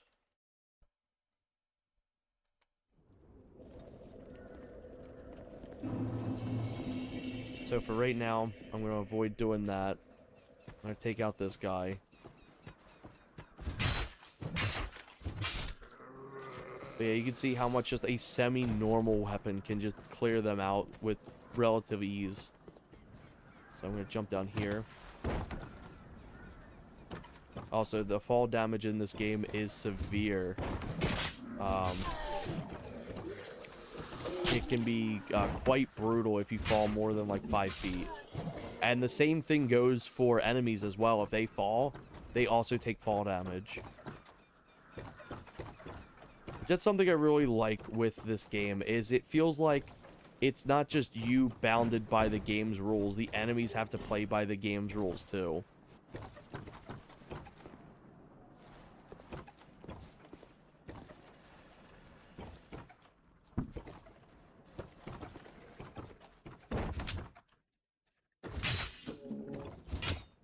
Yeah, so you see he took some fall damage there.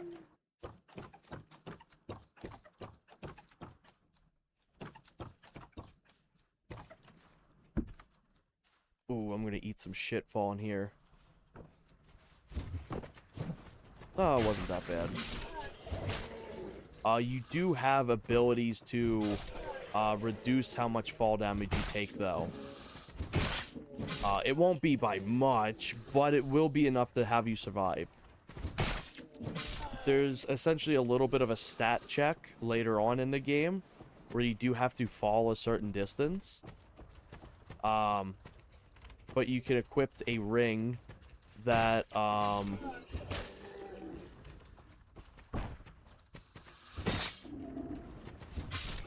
ring that can have you do reduced fall damage. Also, give me 1 second. I just saw something. I just got a message.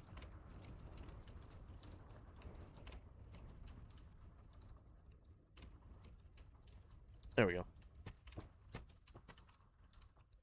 Alright, so in there, I'm going to heal up now. I'm just going to throw a heal here. There is some items for you to get. I kind of honestly forget this area exists.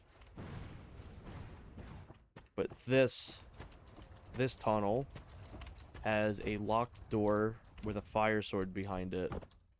But there's a fire salamander that shoots shit at you. Oh, fuck. Oh my god, boys. These guys jump from up that way, I think. I didn't expect them to get aggroed from that. Also, now if I generally take damage, it's not going to be too much of a hassle. This is where, like, this class starts speeding up.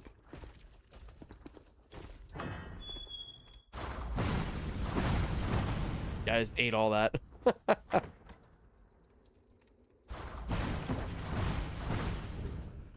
Here's your fire longsword. This is the weapon that I was recommended to play with in my first playthrough. And it does do a really good job. A lot of enemies are very weak to fire.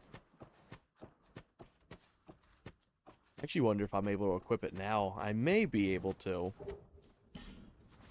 I haven't used this fire longsword in a hot minute. I need 10. I'm very close to getting that, but I haven't used the fire longsword in a long time.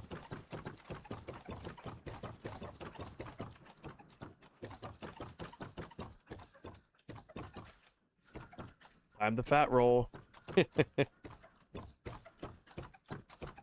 Welcome in, Merc. Good seeing ya.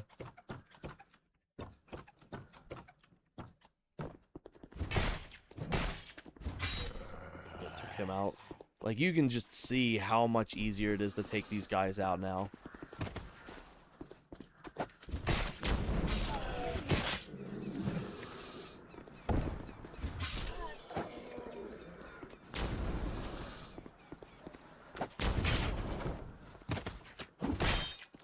I say as I die.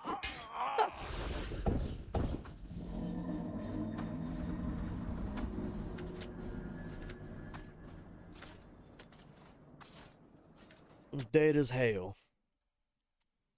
Oh, it's so funny. Do you ever play much of Dark Souls, Merc? I can't remember if we've had this conversation. You are dead. No big surprise. Oh, I fucking love that video. Holy shit. You are dead. No big surprise. Never. These types of games aren't my thing. Yeah, that's very fair. The only Souls games that have been my thing has been 2 and Elden Ring.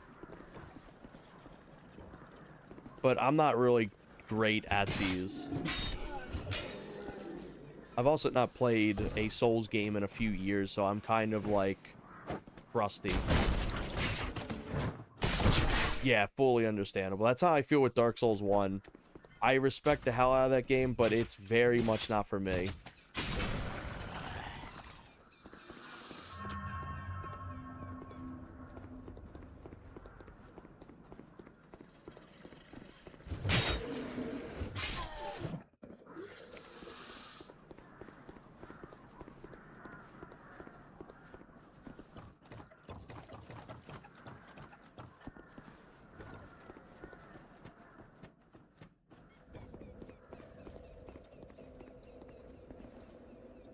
Also, this lady is now gone. She has disappeared off the Majula. Types of games are Merc's things.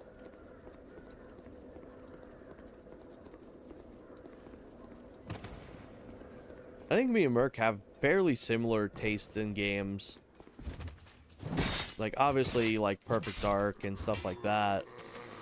But I know he's really big into Time Splitters and, like, Forza and shit like that. Oh, shit. These guys are menaces. There we go.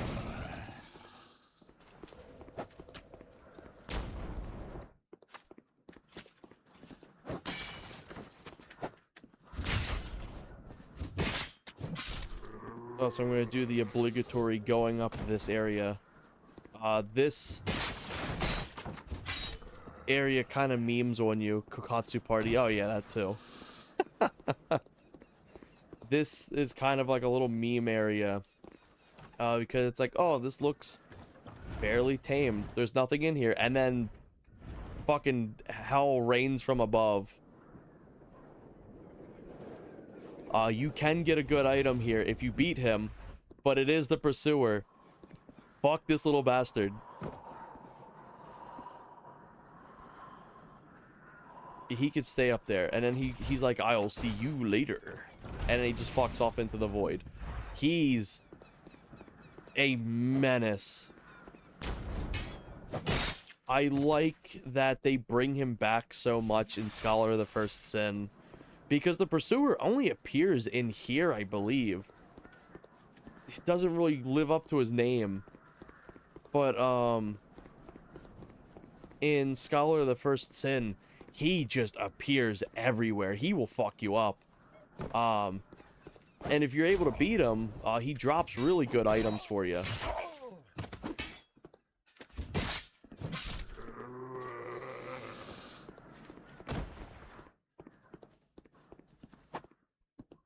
Alright. What I'm going to do now is I'm going to attempt to go into this area. Because there's a guy here, and he'll unlock a door in Majula for you.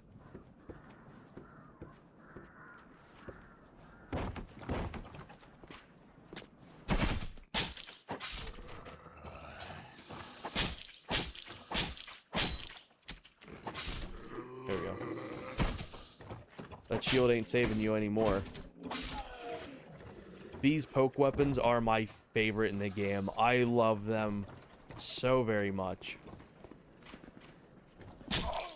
Ooh, he staggered me. Goodbye.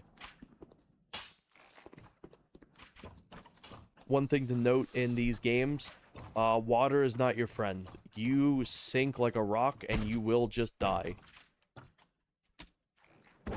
So if you think you can walk in this water at all, you are wrong. It will just instantly kill you. I do need to get some items here because it looks deep, but it doesn't look that deep. It sure is.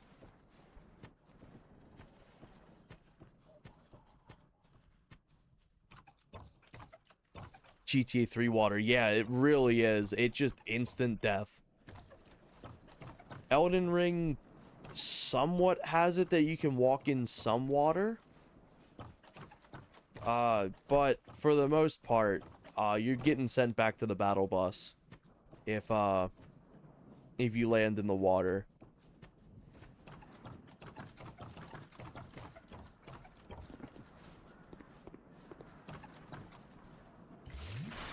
Don't you have any more?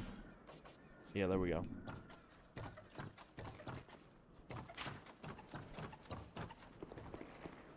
Alright, jump of faith. Wrong item.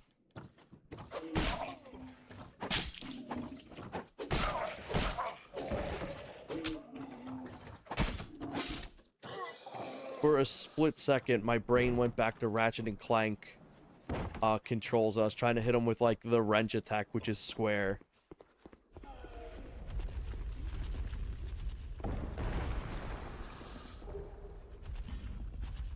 Also, a fun little thing with this game is if you're playing online, you'll have a bunch of notes all over the ground.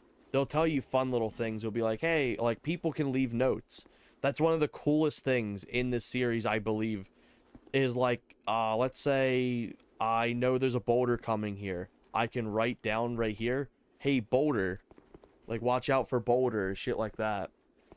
And it's so awesome, because it's like, it helps other people, and it just feels like a fun little connection to the online.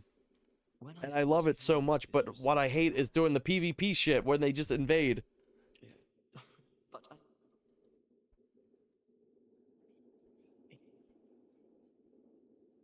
So, talk to this guy. He gives you a key to unlock his house. And that's pretty much all you get from him. Don't jump down there. It's death.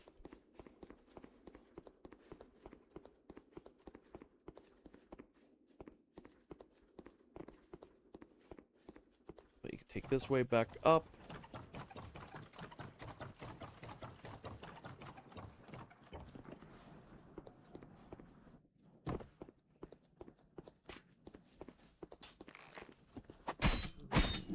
I can't begin to state how amazing these poke weapons are. I love them. I believe there's like one other thing you can collect in that area, but for what it's worth, I've gotten everything done there.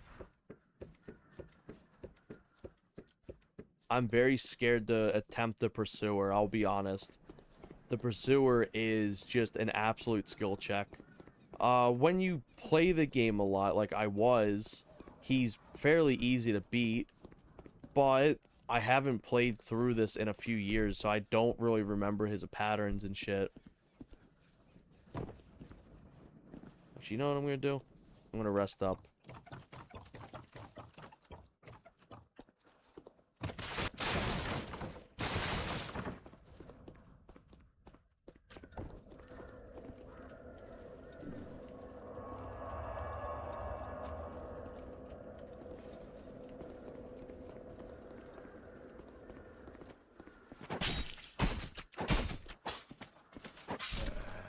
I once did a playthrough of playing as one of these enemies. So I had all their outfit, their shield, and their spear. And it was an interesting time. Holy shit. I think that spear broke so many times, I just had like an entire inventory of spears.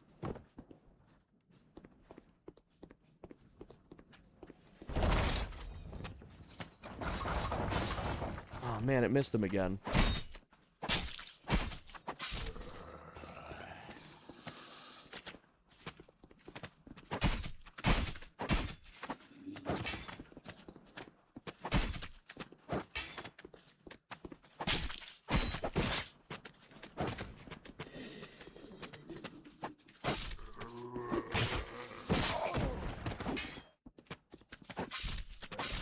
There we go. At this point, I just want the extra souls. I just wanted the souls. And he talked to this guy, and he's like, oh, I may betray you. Stop resisting. Alright, so. We got anything? I got one knife. A could throw a single knife at whoever comes at me. This door locks.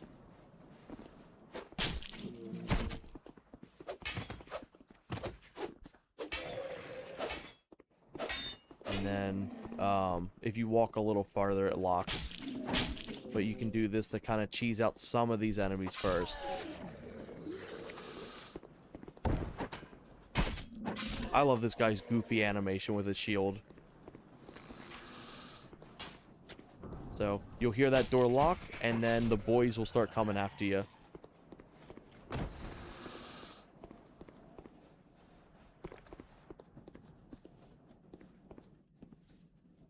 I believe they do, at least in Scholar of the First Sin. Yeah, so you can see, door locked. Can't go back, you gotta push forward. I'm gonna pull out the S-Stock again. There's a hidden room in here as well. Okay, there's the boys. Oh, shit.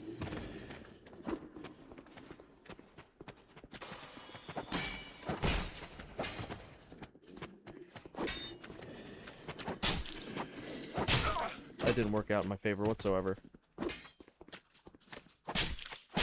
The one downside to having poke weapons is they don't have a heavy attack whatsoever. They'll do the parry. They'll do the parry animation for your heavy. So instead of having a normal heavy attack... Alright, prove me wrong with this weapon. I'm not actually use this one too much. But at least the rapier does a parry attack instead.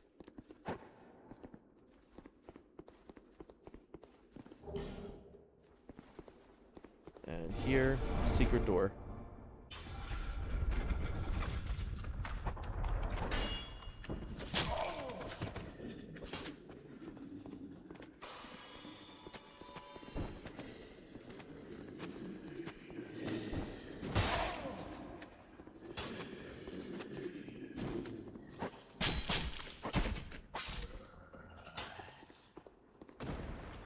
I'll get that door in just a second. Also, one thing that I'm really not good at in this game is doing the parry with the shield. Your best shield to do it with is like the bucklers, which is the really tiny small ones, but I'm just terrible at it.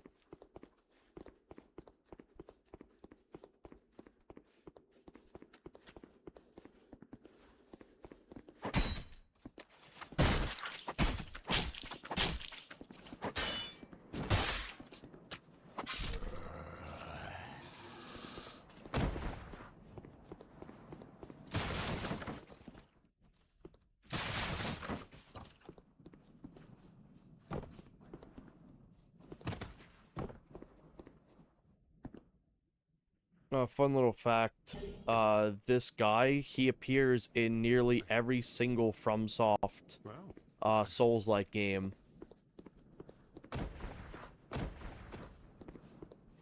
And in every single one, he's just a little bastard.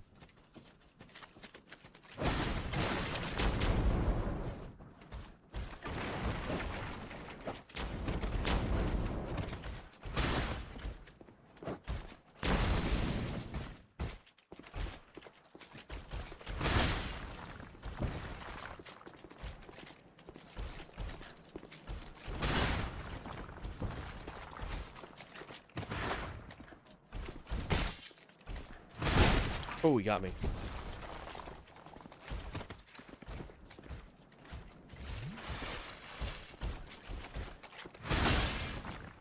Sometimes he also has a multi-swing too, where he'll just like repeatedly slam the ground.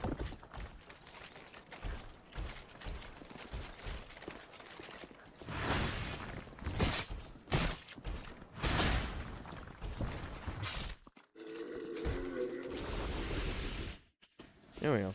It's a good amount of souls right now. I'm not going to attempt this boss just yet.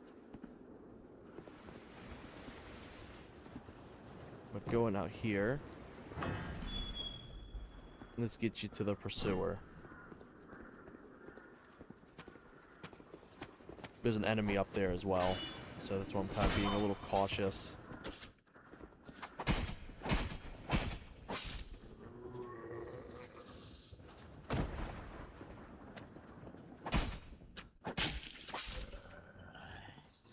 There we go.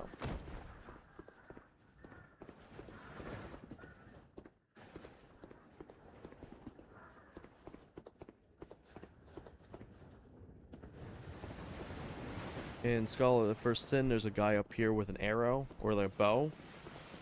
That'll kind of snack on your ass while there's another guy down here. They'll come out. And they're like more of the Helm Knights. Or Helm Soldiers, I should say. But that will lead you to the Pursuer.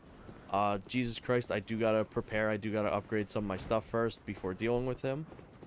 The Lost Giant, I was like fumbling with. But he's genuinely, like, a really easy fight. The Pursuer is...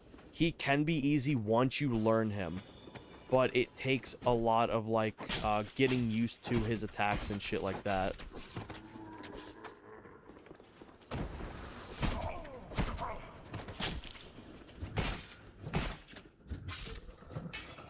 But he'll lead you, once you beat him, he'll lead you to the Lost Bastille. Let me get this Titanite shard. There we go.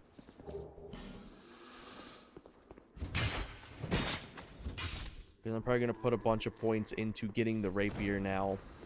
And upgrading that thing.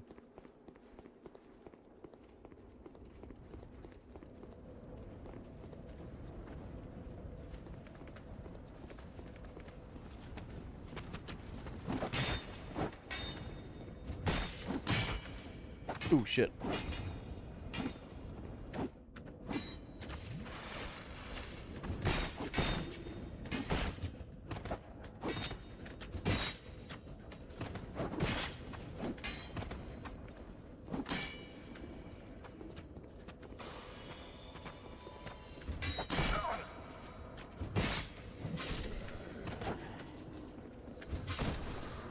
There we go.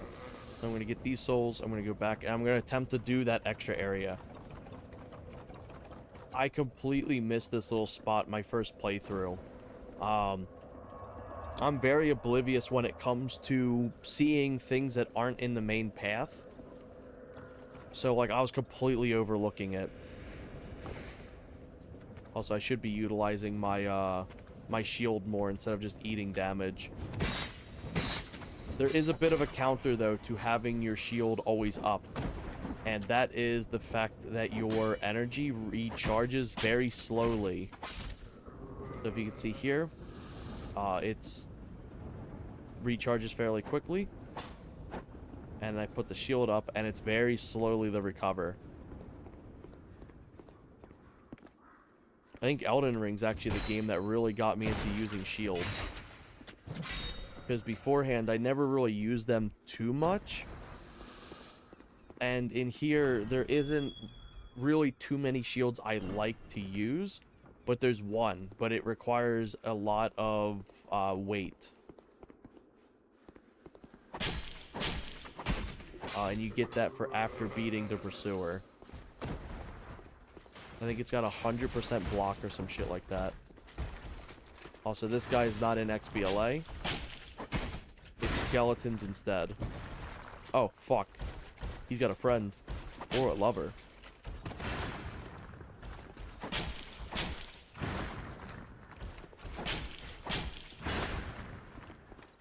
Now I'm starting to get my groove a little bit.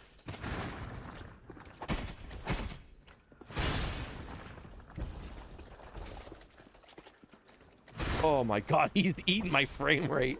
Holy shit. What about a Frover? Bro, he was so thick he was eating my frames. I don't know where his friend went.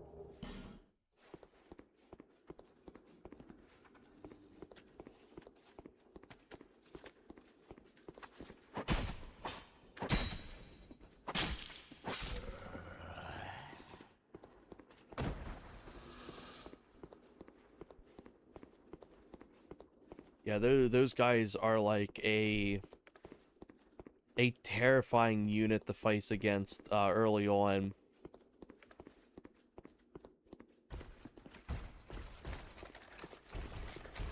But as you can see, like once you learn how to like avoid their attacks, they're fairly easy to take out.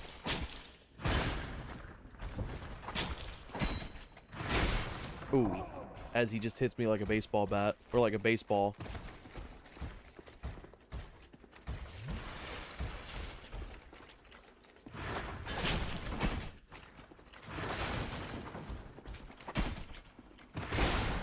Oh my god. Batter, swing.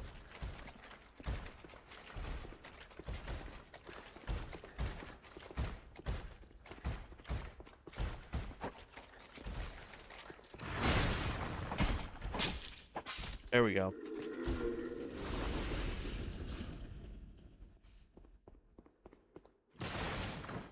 You'll see a lot more of them later on in the game too. They'll throw them in some like absolutely nasty spots. There's particularly like one hallway that they're in that like gives you no room.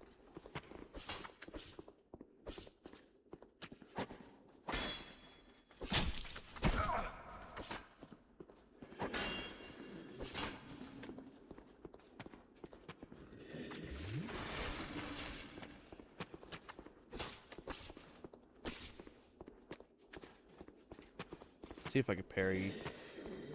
Oh, he's just gonna get the shield. Never mind. I was just saying, let me see if I can parry his attack.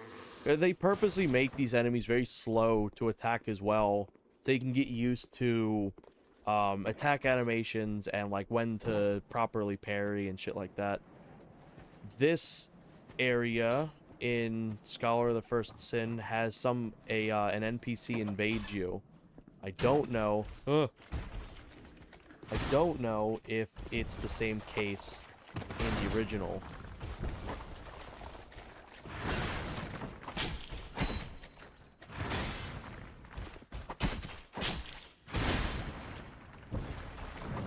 Oh, I was just I was just about to mention, if you get behind them, they'll drop on you.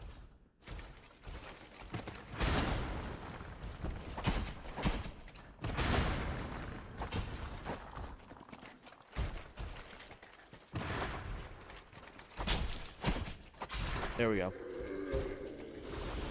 My rapier's, or not my rapier, what is this? Mail breaker. Okay. My mail breaker's starting to run low.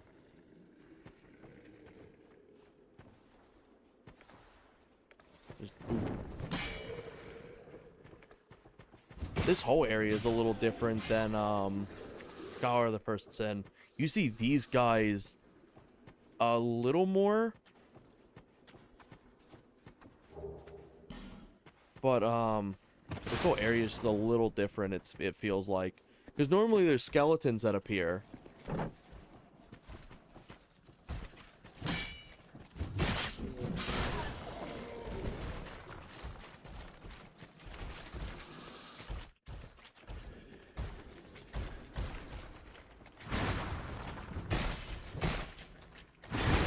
Ooh, batter swing. Get me out of here.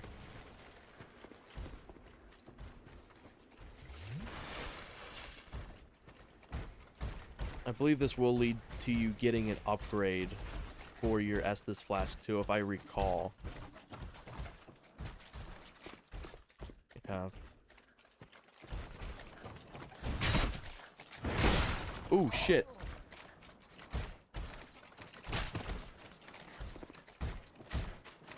Oh, he didn't fall off the edge.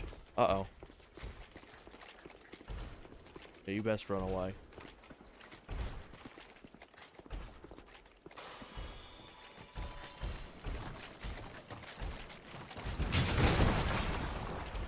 Alright, this may have him fall off the edge. Yeah! Oh, fuck. Come on. No. I was hoping I'd get him to fall.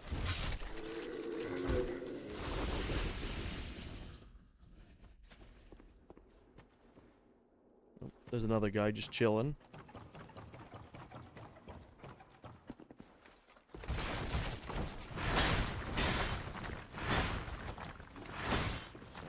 two guys up here, the boys.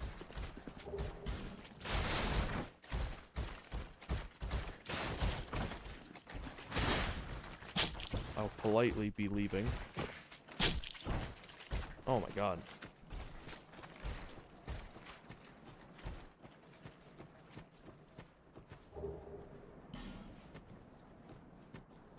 Let me heal up before I get any more stray arrows up my ass. But there's a tree inside here, inside this next kind of room area. Take care of this guy. Get him out of here.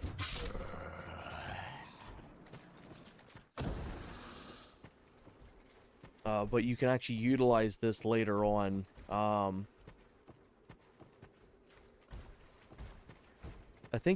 don't think that one's required for you to actually use, but you do get some good stuff out of it.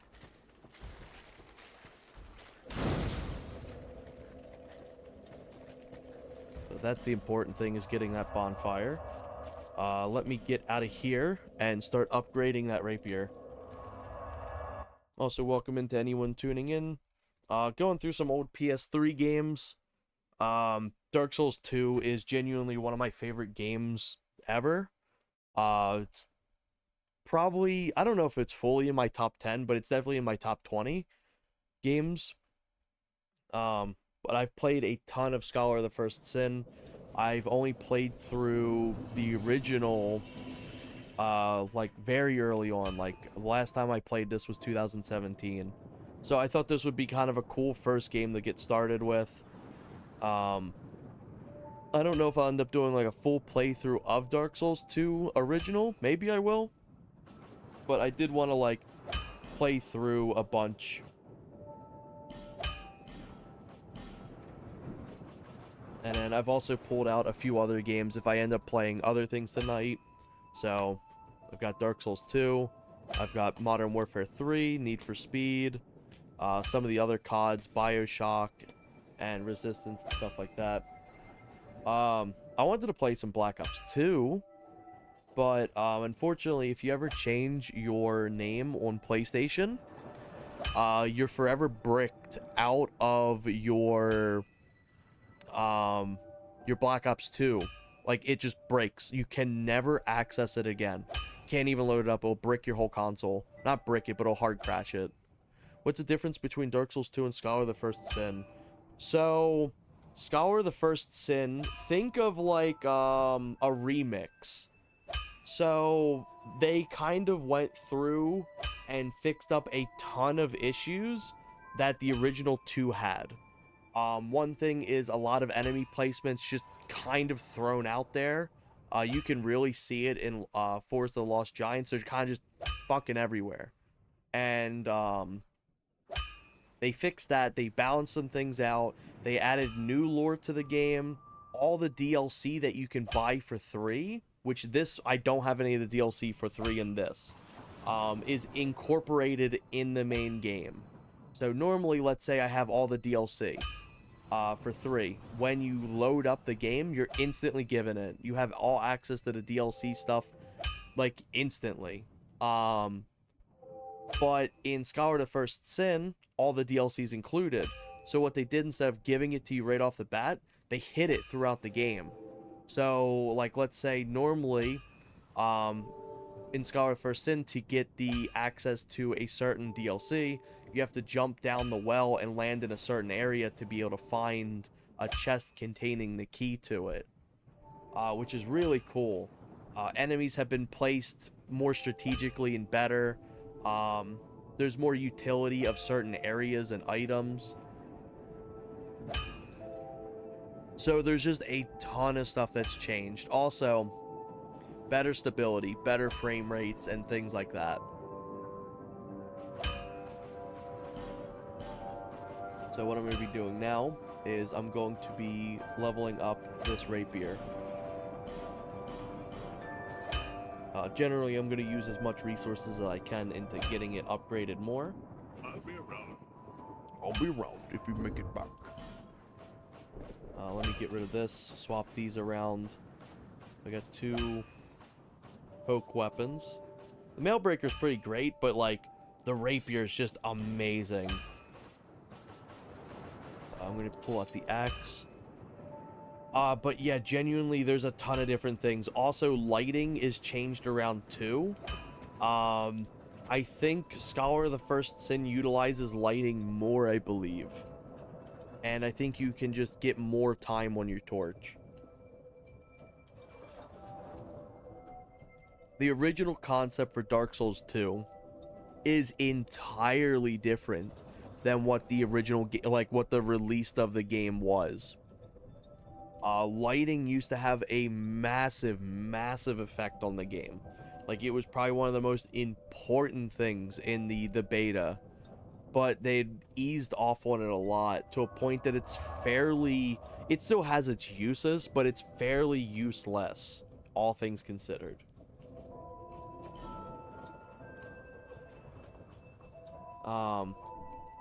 Do I actually have torches on me? I don't know if I actually do.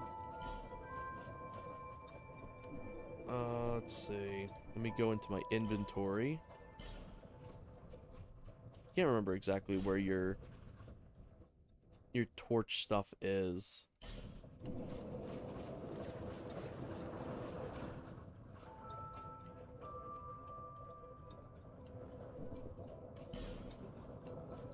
Let's see.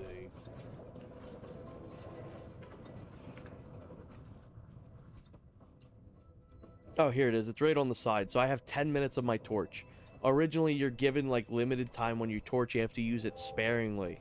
But you get so much time in this. I think sometimes I end up having, like, over an hour of torch. And you generally don't really need to use it. There's a few areas that's very important to have it. But for the most part, it kind of got reserved to, like, a side gimmick. Also, let me level up some more.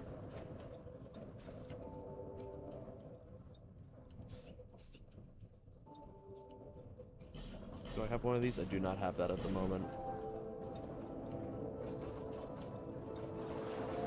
I think I'm going to be able to level up 2, yeah. I'm going to do some more adaptability, funny enough. I want to boost as much of my iframes as I can right off the bat. So let me show you an example of utilizing the fire in this. Because it gets utilized differently between the games. Another thing that the Scholar of the First Sin adds is the Scholar of the First Sin himself. I can't remember his name, but he shows up numerous times throughout the game. And he offers unique items if you're able to kill him. He could be kind of annoying, to be honest, to deal with. But if you know what you're doing, you can kind of just cheese him. Oh shit, didn't mean to use that. Here we go. So, at bonfires, if you're close enough, you can light your torch.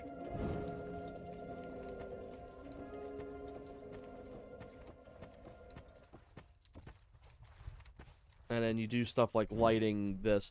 Right now, this is kind of just a extra little thing. I know in Scholar of the First Sin, Forlorn, that's his name. I think Forlorn or the Butcher, somebody will appear if you light all of these.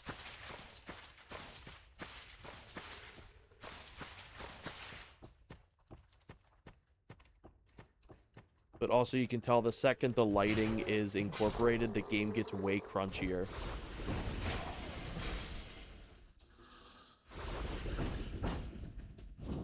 But I may as well do this in this area to show this off.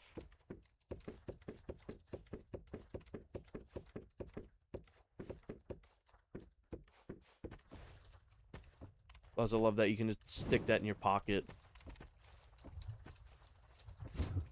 Oh, shit.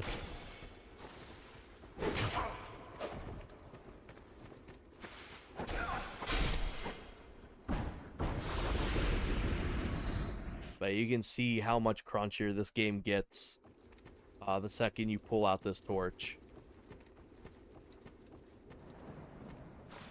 So I have a feeling they probably didn't utilize it so much just because of just how much it kills your frame rate.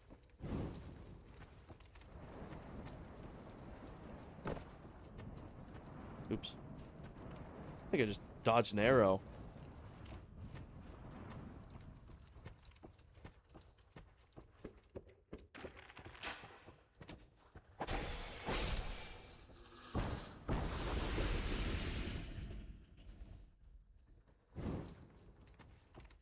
Also, do I have any new items in here that I can use? Anything petrified? If you get smooth stones or petrified something, you can use it to drop off in this little nest, and it'll give you little items. Like for my playthrough, for this playthrough, for those who may not have seen, I just did the petrified something as my starting item. Just because it's kind of fun. It's like sometimes it may have something useful. Sometimes it probably has shit, but it's always kind of fun just being like, oh, what am I going to get for this playthrough?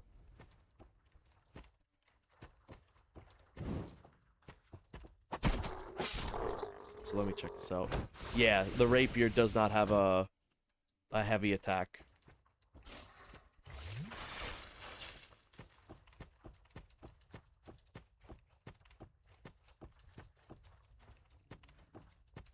There's this guy down here. I think they barely appear whatsoever. There's a second one hidden right around the corner too, if you try to attack the first one. They only appear in this spot and maybe one other area in the original game. In Scholar of the First Sin, they actually make way more use of them.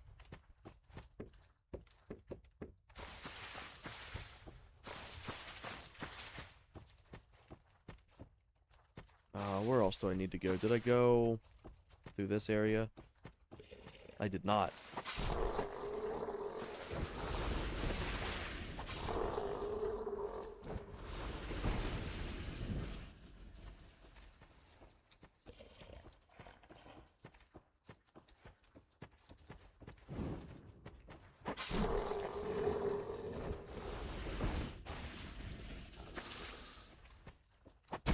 Also, backstabs don't do that much damage with the rapier, I believe.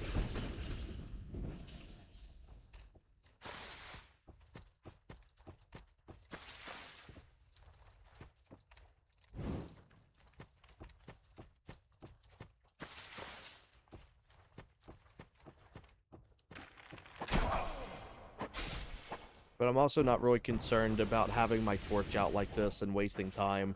Because I cannot overstate that you get so much extra time for your torch. It is unreal.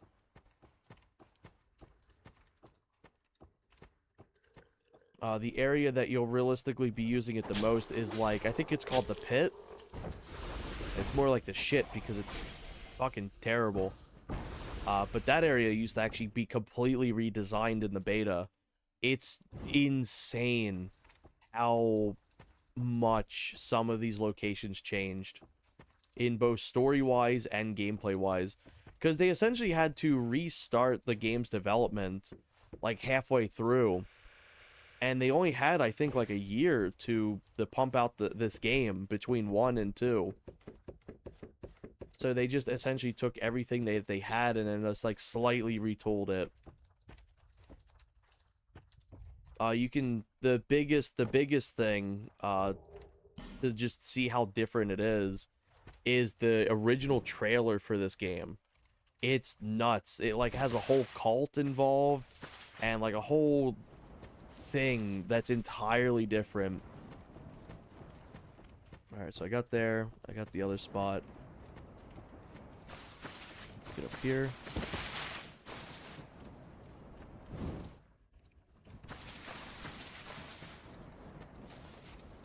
Missing anything?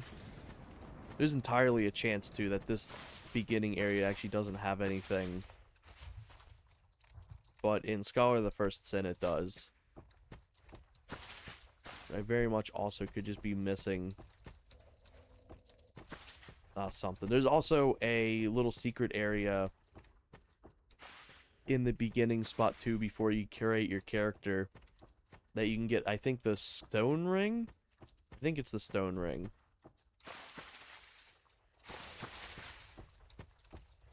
Yeah, let me put this away.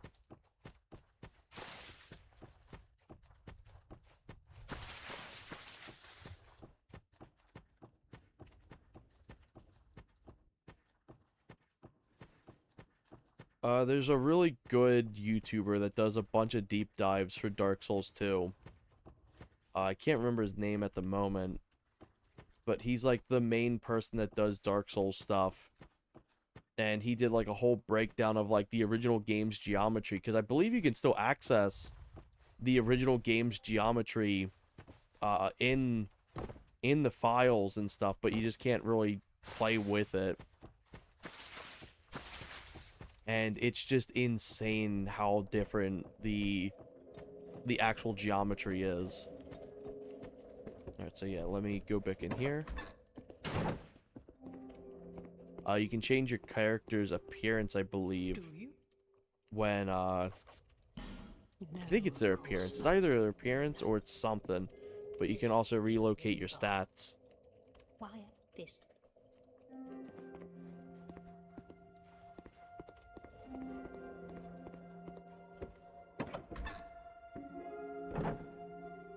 Yeah, that frame rate's really, really bad with the torch. It's way better in, like, the remake or the remix of Scholar of the First Sin, but yeah, it's terrible in PS3. Because, like, the Dark Souls games, they ran so poorly on, this console's generation.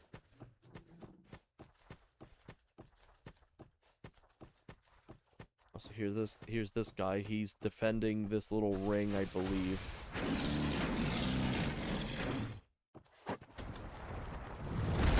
Nope, that's almost death. I thought that was gonna kill me.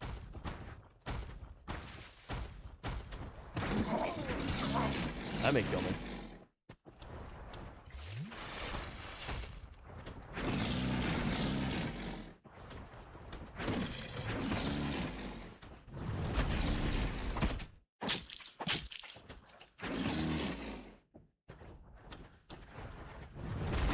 Whew. Give him a little poke as a treat.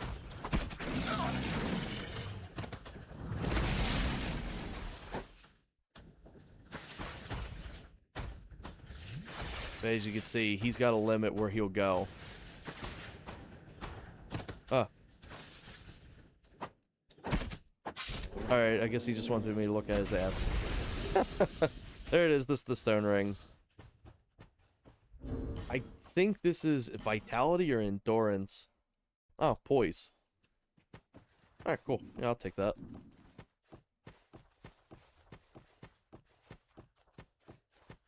But yeah, generally, also you don't have to go directly to the bonfires as well. You can get what's like a flame butterfly. And what it'll do is it'll automatically light your torch for you. I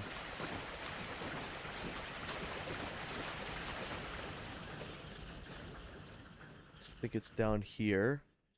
You can jump down. And there's another item.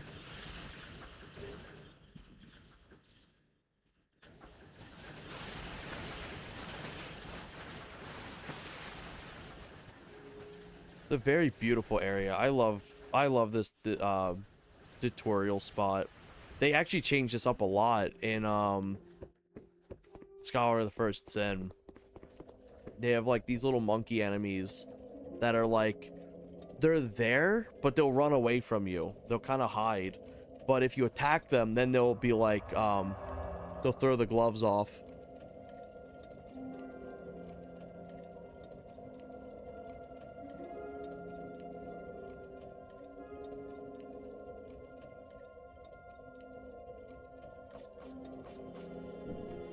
I'm pretty sure I got everything over here. Maybe it doesn't offer anything in this one. But yeah, look at this. Look at the frame rate just chunk. This fire stays permanently too.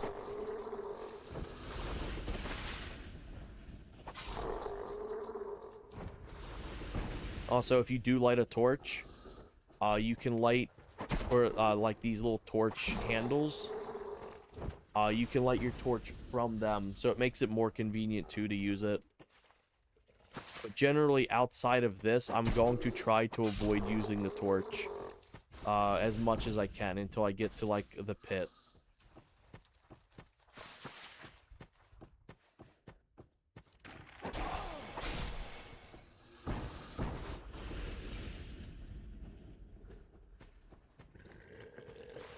Let's avoid him for now.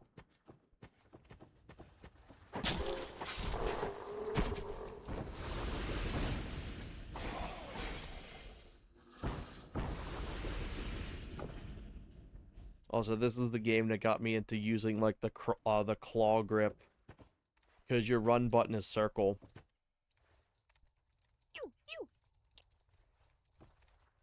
All right, let's go up here. And now that I got this little silky stone, if I take this and leave it, don't discard it, they'll give you a gift. That gift is useless for me, but it is a gift.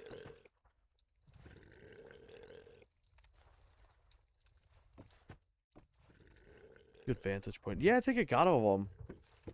Maybe they just don't offer anything for this. But, like, if not, this kind of also shows that Scholar of the First Sin does, in fact, change a lot of stuff up, because this originally just, in that game, has a NPC spawn and a reward for you.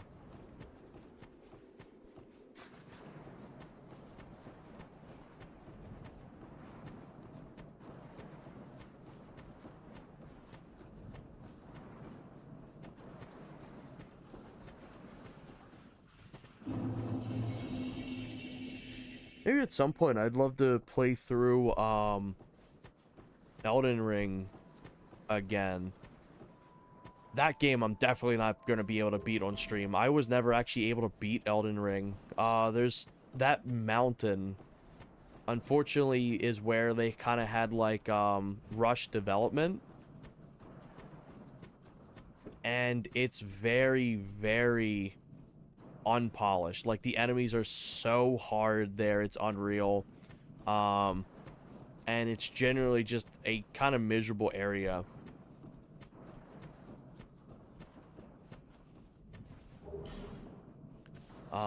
And the bosses there I just could not beat.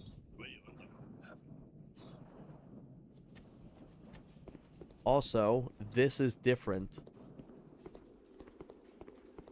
I believe originally this is blocked off, this area is blocked off, and then you have to unpetrify her over there, I think. I could be wrong. But if you unpetrify her, she opens a door, and then I think it aggroes these guys.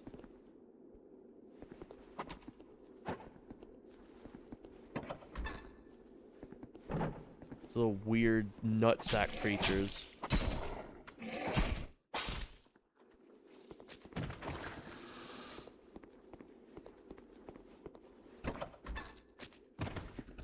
That guy can poison you if he hits you. There's more of them up there too.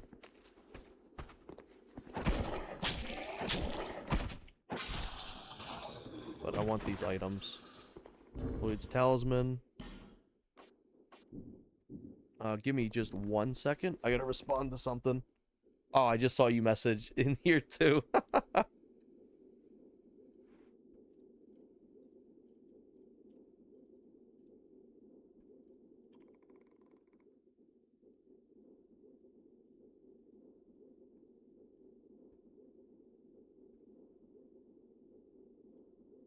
There we go. But yeah, you'll unpetrify her, and this leads up to the next area that kind of has like a little three-way spot you can explore. And then if you do stuff with this guy, if you chat with him, you can have him continue a storyline. And eventually he gives you his blade. His blade, though, is actually fake.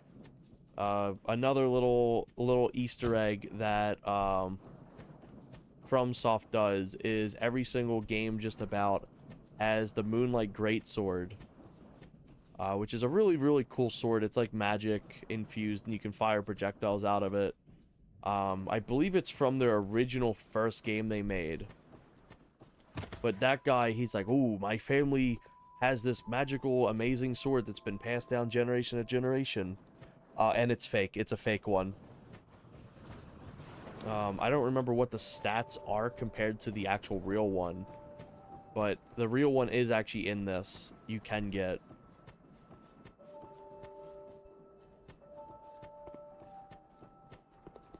But now I can go in here, unlock this,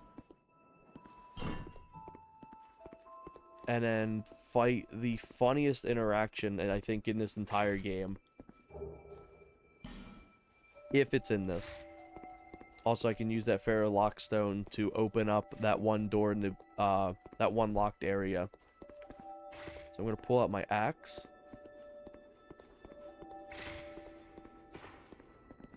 If you hear that noise,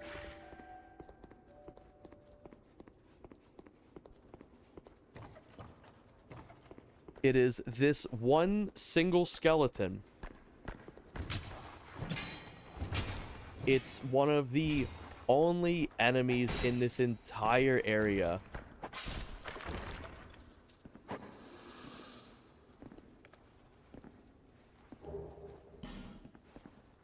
And all he drops is that. I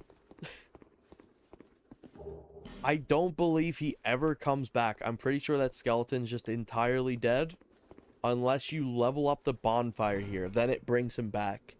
It is technically an effigy farm, if you want to count it as that. Also, here is the chalice from Dark Souls 1. Like a little hidden Easter egg that's destroyed. I believe setting the torch there doesn't do anything either. And then this is kind of a makeshift map. This is kind of how the world is designed, essentially. The more core bonfires you activate, the more that'll appear on here, which is really cool. But there's a few other things that you can get in this area, but going down there is like essentially the big thing that you want to get.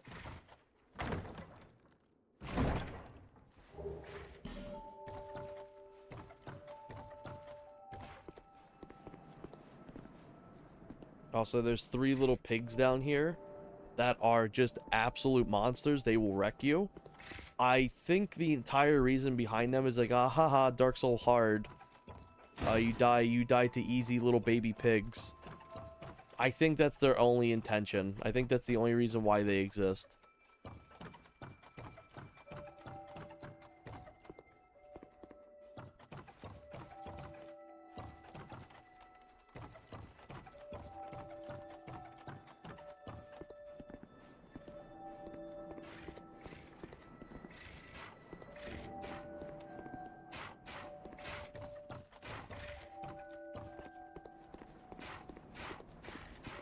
Here we go. Sorry, I was muted real quick. Yeah, I'm pretty sure I got everything. There they are. There's these little bastards.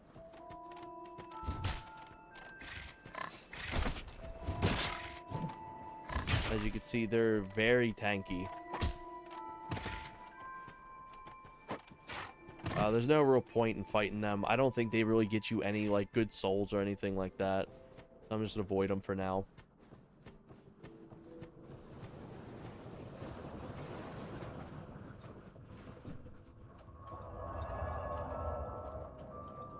Yeah, their whole point is just like, ha, look, Dark Souls hard.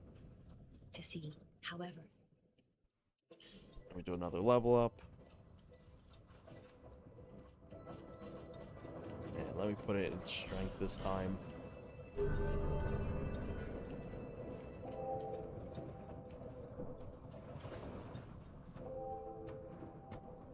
So, before I do the Pursuer, I may attempt to try to go to this area if I can. Because I'm still very under-leveled for my comfort zone with the Pursuer.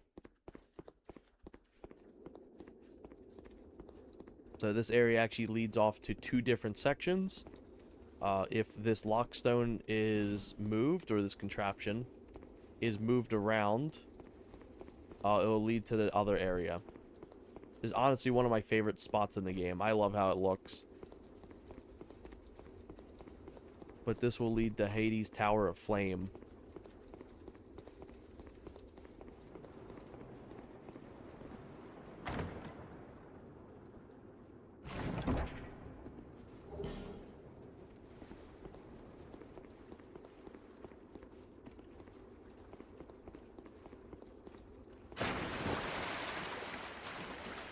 Where is this? I think it's up here. This is generally where you would use your cracked eye orbs too. Because this is like the big PvP early on area. This is where a lot of like, I just call them sweats. This is where a lot of sweats kind of like farm newer players.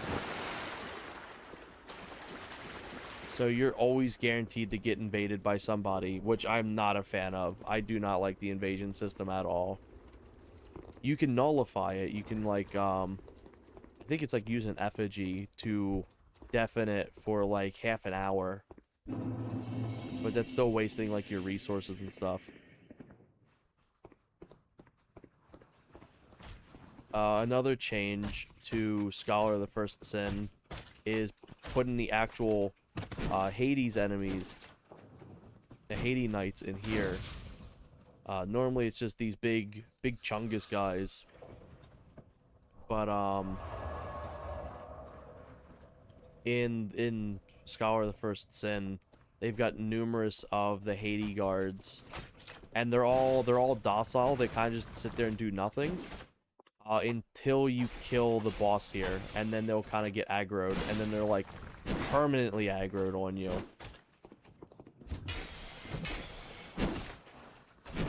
Also, these guys are very weak to bash weapons, so if you got like a hammer and shit like that, you'll clear them out in no time.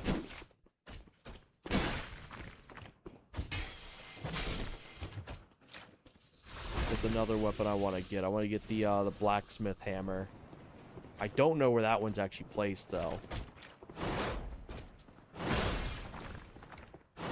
This guy's got like a 4-piece combo he can do as well.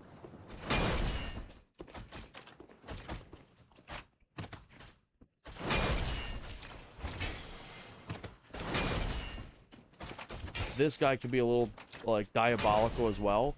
He will like home in to where you are when he does the final slam. So even if you're rolling, he'll kind of get you. Not with that one, but one of those slams.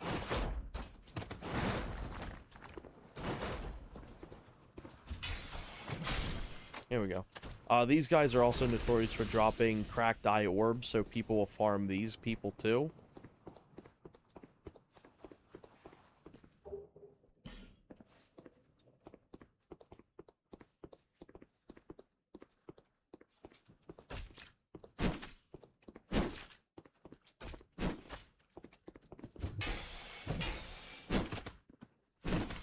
I don't like fighting in this area. I'm gonna try to lure him back.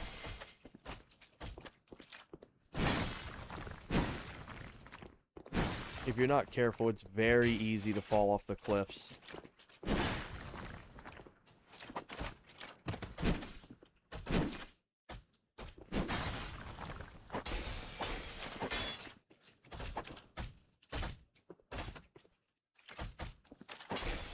I don't know why I wasn't using the rapier from the start. That thing's powerful.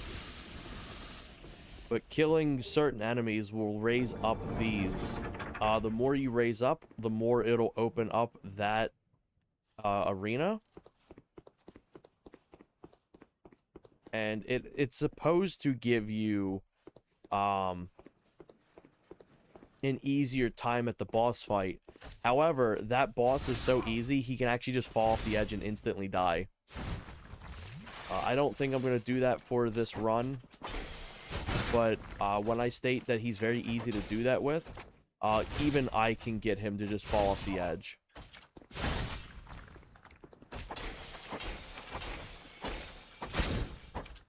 Oh my god, Rip Bozo, you got 5-pieced. Killing him, though, aggro's these two guys.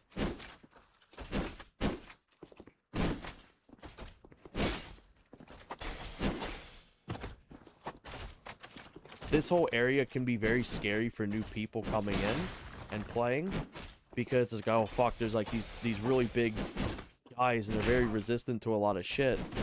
But this is generally one of the easier spots in the game. At least before Scholar of the First Sin. It's still fairly easy in there, but the Haiti Knights will actually like genuinely throw you off guard. They're very smart. And they have fake out animations and shit like that too.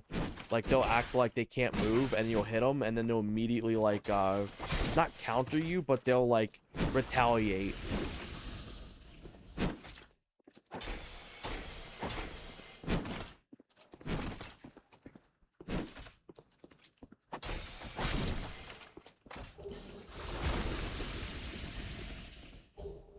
Yeah, there's blue eye orbs.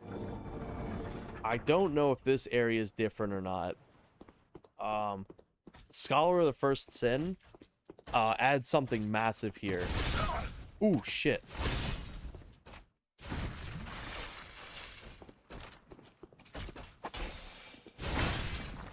I'll save what it is if it ends up appearing.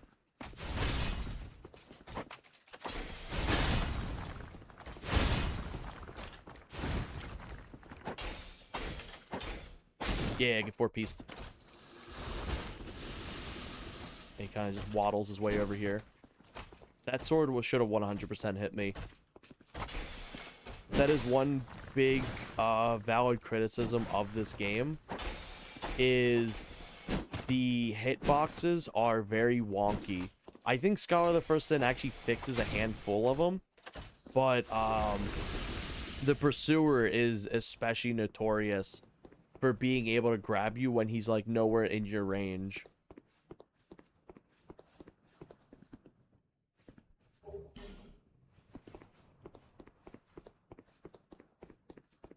Alright, so coming up here.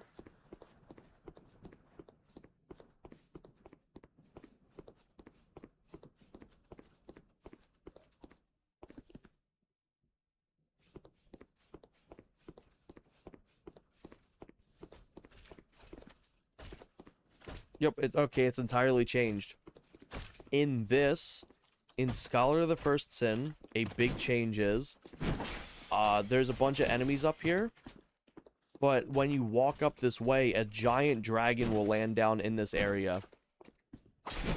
And when you defeat him, you'll activate this door to come down, and then you'll face the Dragon Rider boss. So this will pop up. Wherever it's at. Here it is.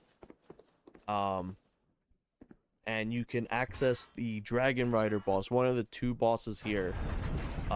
If I recall, he doesn't really offer anything to progress the game, but he is a pretty cool boss.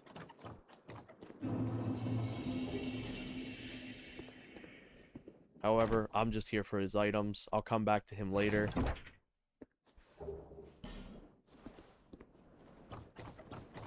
I've also just got no healing items, so it's no point. This is one of the easiest areas too that you can just run past everyone to the boss.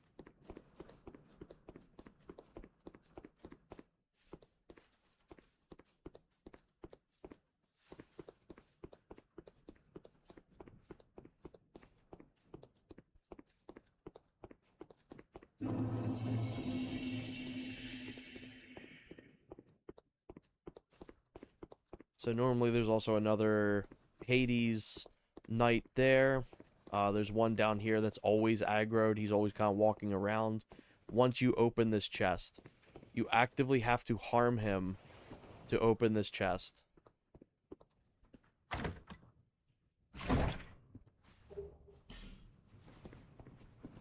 And I think it usually has something better in there too.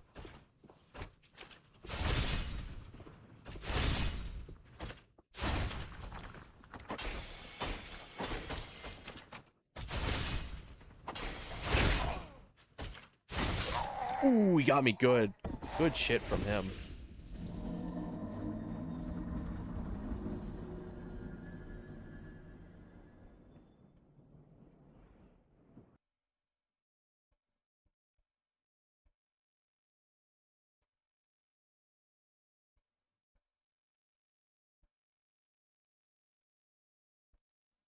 Also, I'm not sure how long I'll be streaming this for. Probably once I get around to like starting to make dinner and stuff, I'll probably take a break. But then I'll come back after that and probably stream something else. I was thinking of maybe like COD Zombies or like maybe a Need for Speed game from the PS3. I absolutely do plan on doing more Dark Souls 2 stuff though. But I kind of want to do like a nice little variety. There's my souls.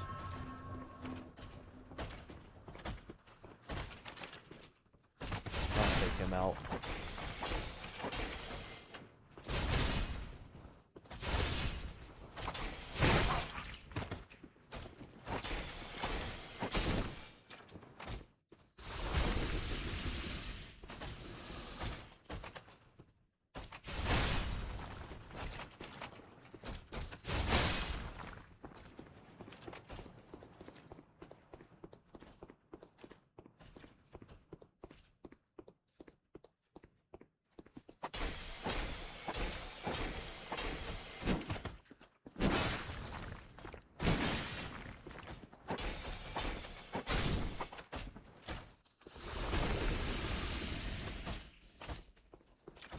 Got a Discord jump scare. Alright,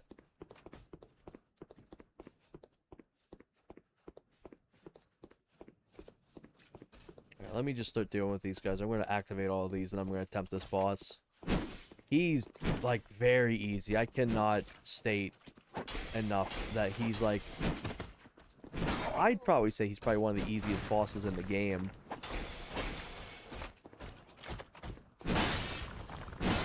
Like, obviously, he's still very early on into the game's progression overall.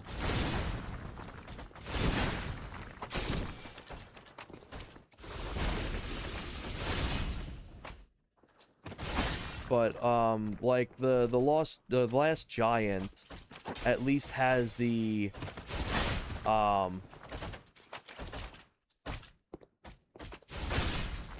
what's it called?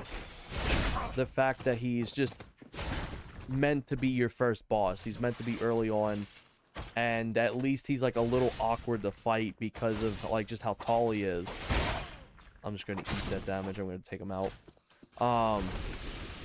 But genuinely, the boss over here is so easy.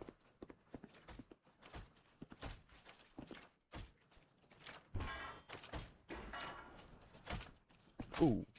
Hey, over here.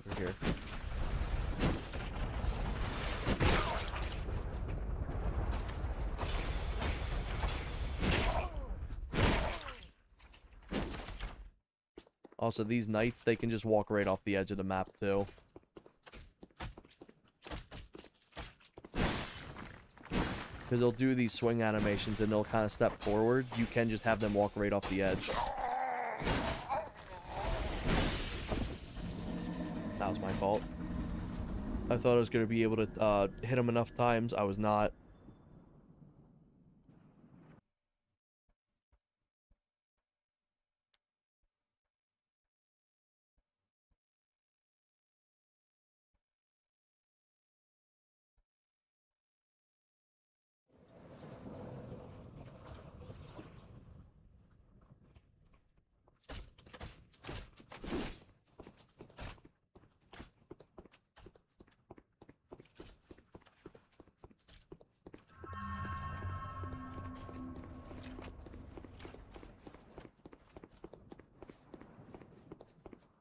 Honestly, I'm just gonna try to activate... Oops, shit.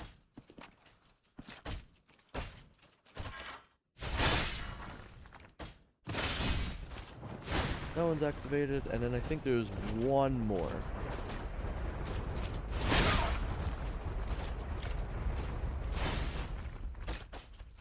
Once you activate them too, they're permanently up. So before I do anything dumb and lose my souls accidentally, I'm gonna go level this stuff up real quick.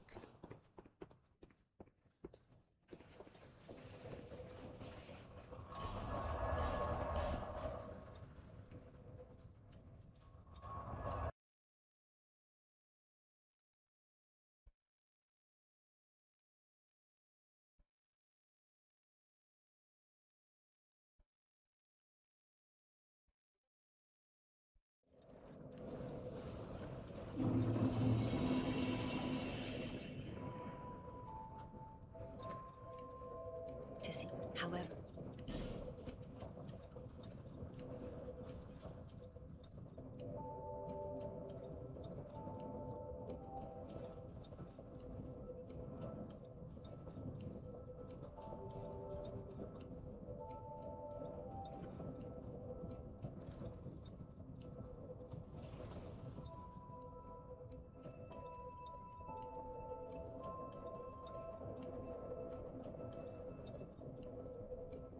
Sorry, I just got a text and a phone call at the same time.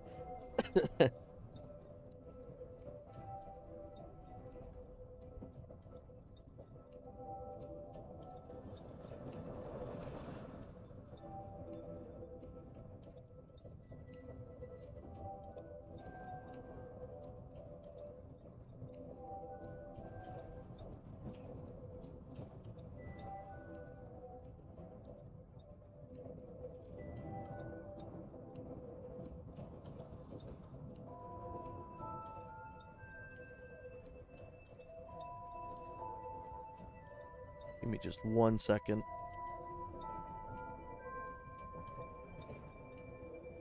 Also, hope everyone's doing well tonight.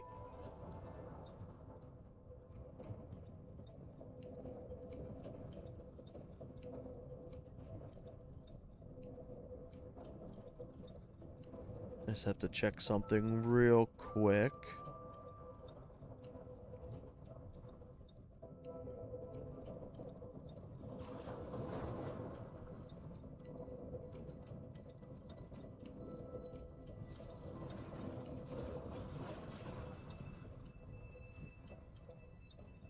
Alright, there we go.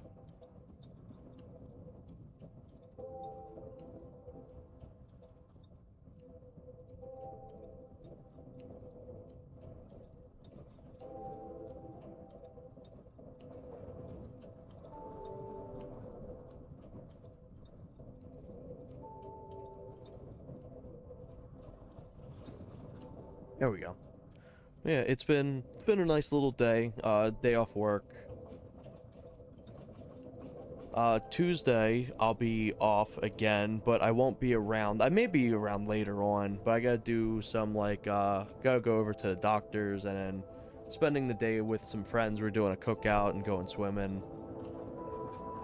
Let's see. What do I want to level up here? Let's do that.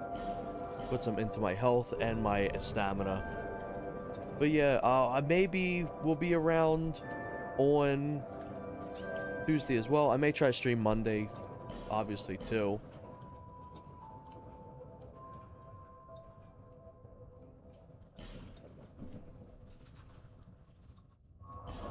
But I always have such a nice time playing through Dark Souls 2. I hope it's entertaining enough. I know I kind of go back and forth a bunch and just kind of farm some enemies and shit like that. And I'm not the best player, but this is genuinely one of my favorite games.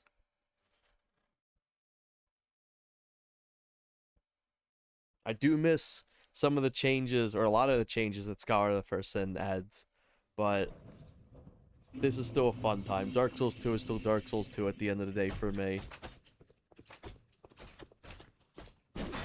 I wanted to play this on PC, I wanted to originally do my playthrough of Dark Souls 2, Scholar of the First Sin for stream on PC, but it's so wonky to get that damn game to actually work.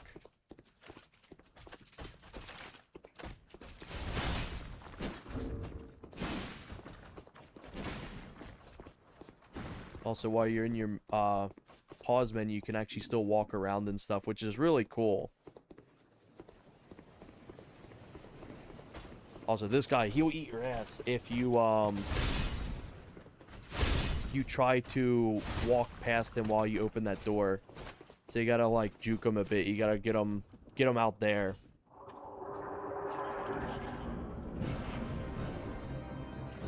Here's the Dragon Rider, one of the easiest bosses in the entire game. He's not smart. He can fall off the edge, instantly die 2 seconds into the fight, and he doesn't really have any smart counter moves. He's got that swing. That's about it. I'm dealing more damage to him than I was the last giant. And this fucker's got a shield and armor.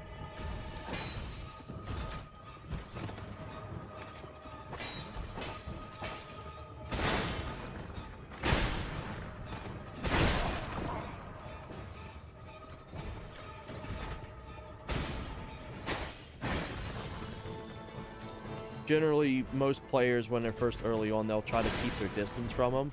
They're like, oh, fuck, he's got like a long-range weapon. But you just sit behind his ass. He doesn't have any sort of grab or anything like that.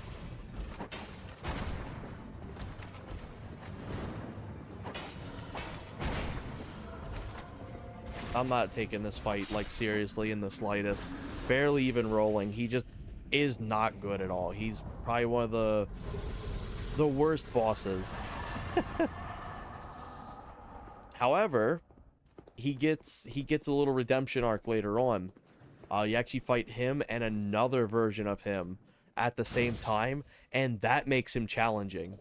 He definitely should have been tied to like 2 enemies in this original boss fight, because he's so easy.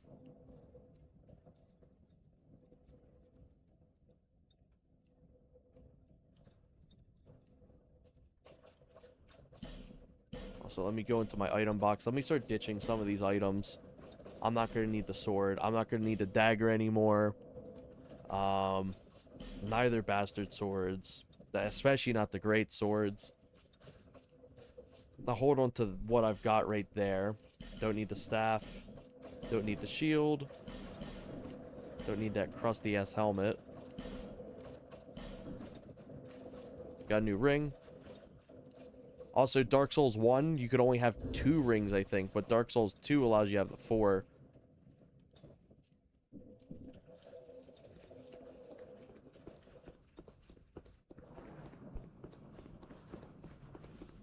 So this will lead you to No Man's Wharf. Really cool little one-off area. It also leads to the Lost Bastille afterwards, but it takes you to a different section. This area is actually heavily tied to the lighting. So you'll go through this whole little Coliseum area. This area actually has different enemies in Scholar of the First Sin. They're like these weird elephant guys. I think you don't see again until you make it to this one later area.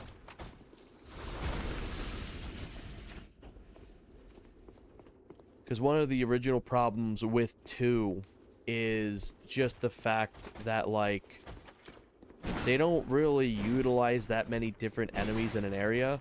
As you can see, this entire area... Also, I'm kind of just letting him damage me. This entire area has just had these guys.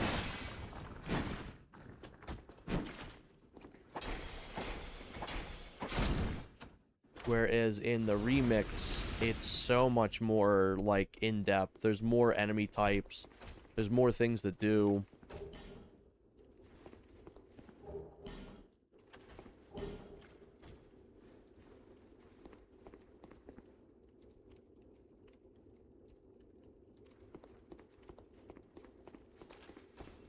Also, real quick, as I saw a Discord message, one thing I want to try to get set up for my little Discord is a bot trap.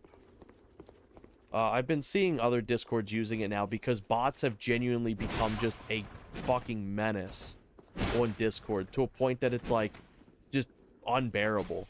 It's wild that there's no real regulation for them because it's just so bad. But I want to get a thing set up where it's like a notification thing where it's like a role, because I noticed a lot of times what bots will do is they'll automatically join and they're instantly in my YouTube notifications role. And generally, I feel like if somebody's going to join for my Discord, they're going to have like a username and like a profile picture and shit like that. And they're probably not going to use the YouTube notifications. Because honestly, that thing is expired. Like, that thing I don't really use at all. I kind of use it as just catching bots.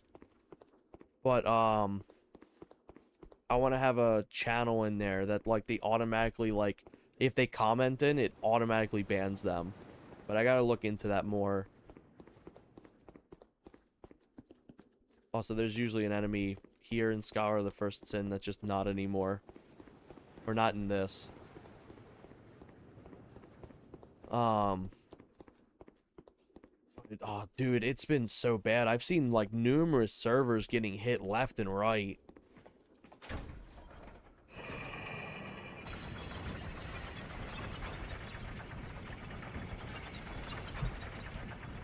Like, it's just rough.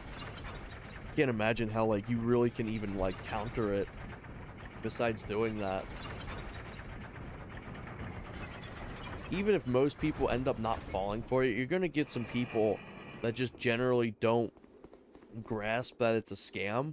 Like Brandon, for example, he's so convinced that, like, Mr. Beast is actually reaching out through Discord to join something. I've seen him fall for that numerous times.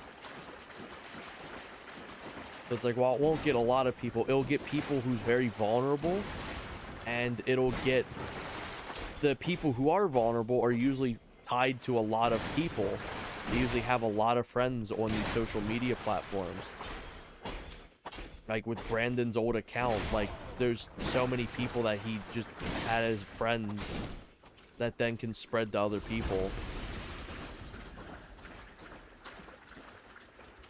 Also, there's a bonfire further into this, so I'm not concerned on, like, damage whatsoever.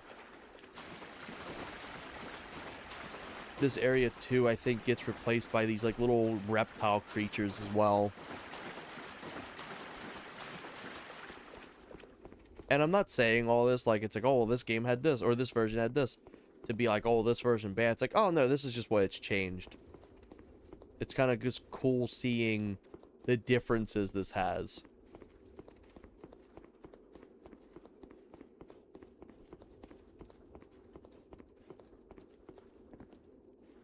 But generally, this whole area is just a one-off spot that'll lead you to No Man's Wharf. Makes me wonder if there was originally more stuff intended for it.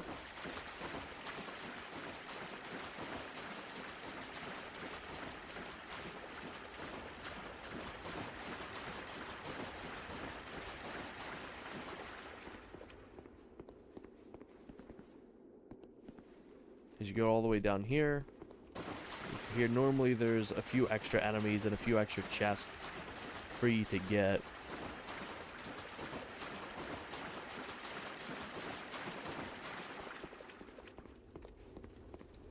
It is kind of fun playing through this, though, just the base, because I've played through Scholar of the First Sin so much.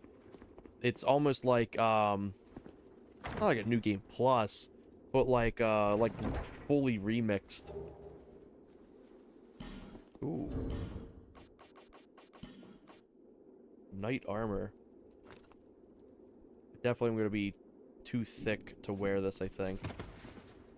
It'll be fine enough. Give me some extra resistance. I do gotta figure out where I gotta go, though.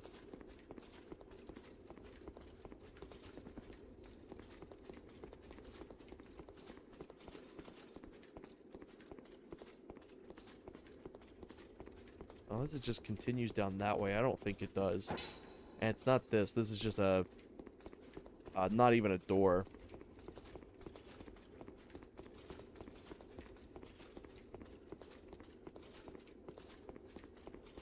I believe you can actually skip No Man's Wharf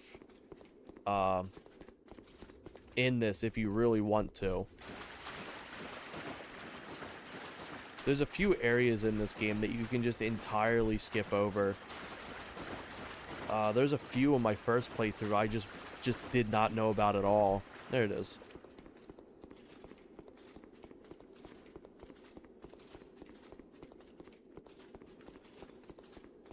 This little spot has a fun, interesting glitch. Also, there's Lucatiel, one of my favorite NPCs. This area has a fun little glitch that if you run in a little too fast and like something messes up, all the textures in this area are just gone. What? I don't know. From the lab. And so well, I don't have... Also, the way to progress characters' stories in this too is you have to talk to them, expel all their dialogue, and then do a boss fight that summons them. You have to summon them, and you have to make sure they survive. If they survive, they'll go to a new spot, and you just rinse and repeat. Some of them can be a pain in the ass, because some of them really love to just die.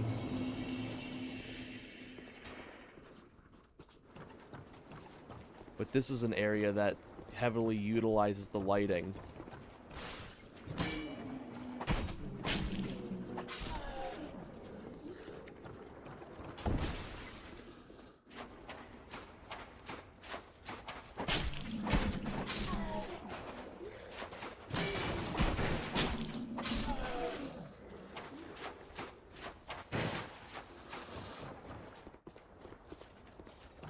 Because if you don't properly light this area up, these little, like, I wouldn't say they're mini bosses, but like these little rough enemies will kind of run up on you and like just demolish you if you don't have lighting in these rooms and stuff.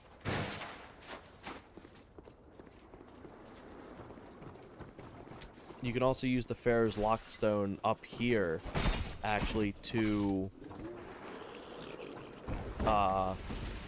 light up this entire area too if you really want.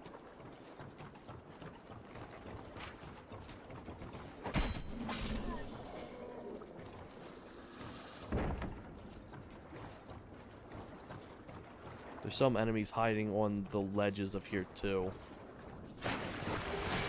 At least in Scholar.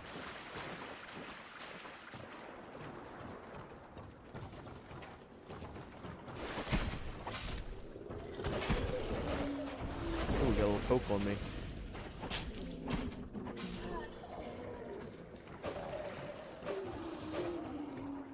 Alright, you done? There we go. Night-night. Yeah, you can see them right in there. They hate the light.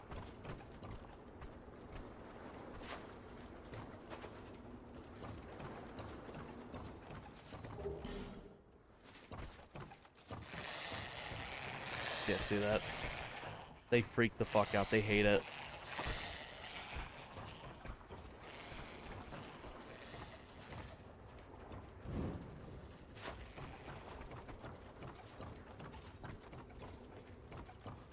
So I can take this, kind of walk around wherever I want, not have to deal with these guys. If you get close enough with the light, they'll just say fuck it and attack you anyway.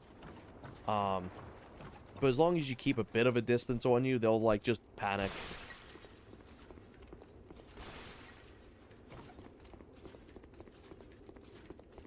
Yep, there's dogs. Okay. They still have dogs in here. These dogs can be a bit of a dickhead. Oh, shit. Oh, shit.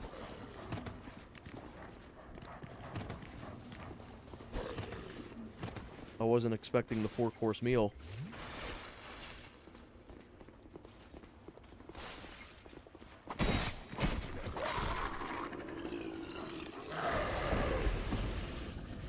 Because these bastards, they deal bleed.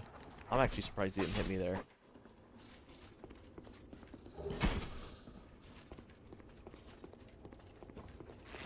So, there's a Pharaoh's Lockstone here. I'm just going to use it. I'm going to say, fuck it. This lights up most of the area in here.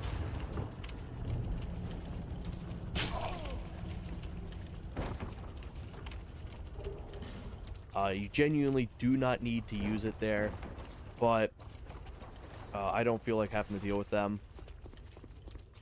It doesn't light everything up, but it does light up a good chunk of things. It doesn't automatically make it easy.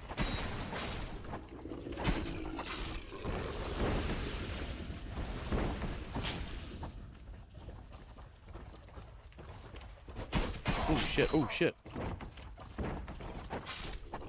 There we go.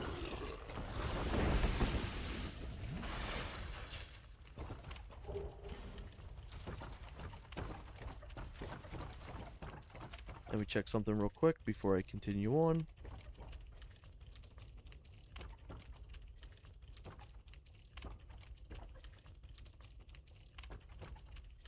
There we go.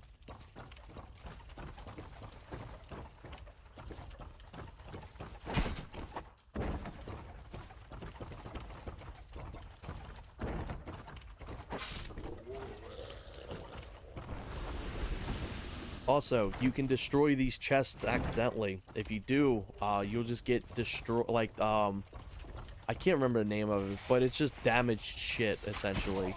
It's completely useless. Ooh, that hurt. One of the few spots you can trade in this game is this guy coming up.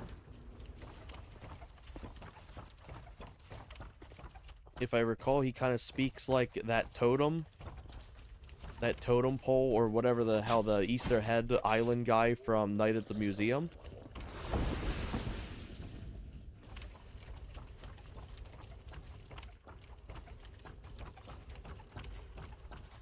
I gotta remember how to get to him. You go all the way up and then through there. I believe that's how you get to him.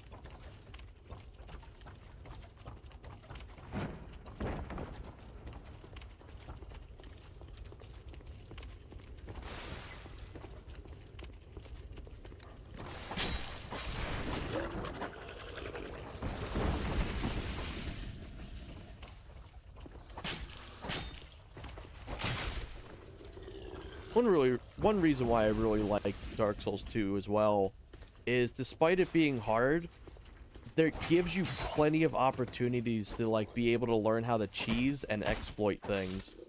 And I think that's just really fun.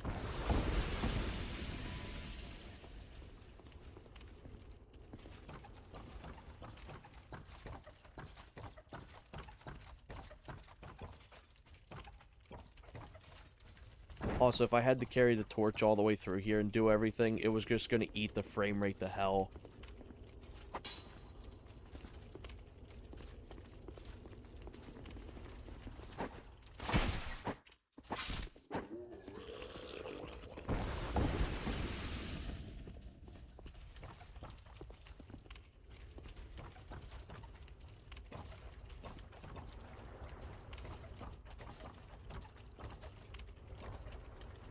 So my objective here right now is I gotta go ring a bell that'll have a pirate ship come in. But there's also just a bunch of good little items scattered around. So it's so cool, just like looking at the little world building. This used to have much more intention too. In the original design for this game. As you can see, the bunch of bozos over here. Yeah, don't even try it.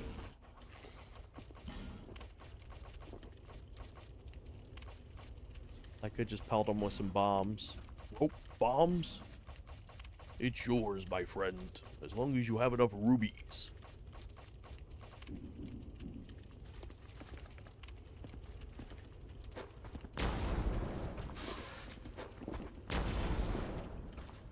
Oh, you survived that? Okay. Hitting your friend with it.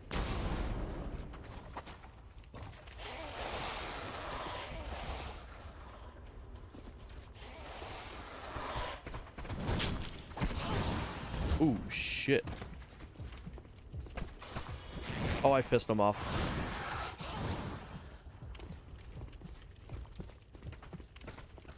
I can just hit him once. Oh, shit. Oh my god, hit him.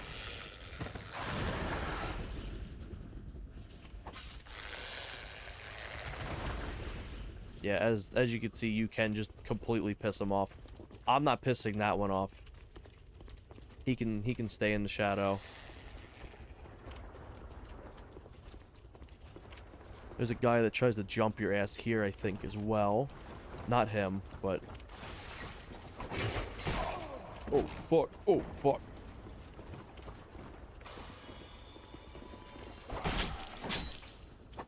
There we go.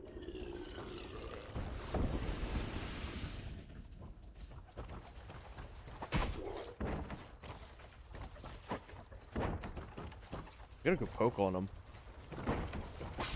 There we go.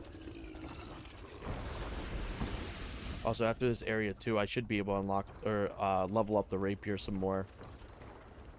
So, you got the bell. And as you can see, there's a pirate ship over there. And it kind of brings them to life.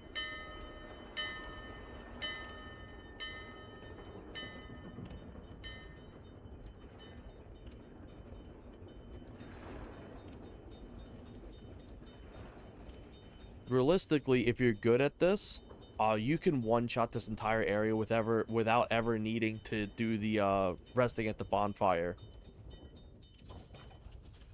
That's generally how I'll handle this sometimes. I'm not going to do it for this, just because I've got 20,000 souls. And I don't really got any more healing items.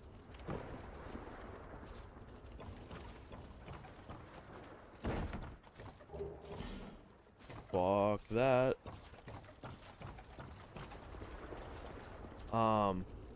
But you can genuinely just one-shot them.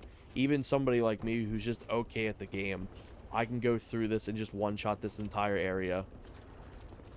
That is one thing that Dark Souls 1 fans complain about. It's valid. I shouldn't say complain, but like criticize, is the fact that like some of these areas, especially with how many healing items you get, you can genuinely just one-shot entire locations.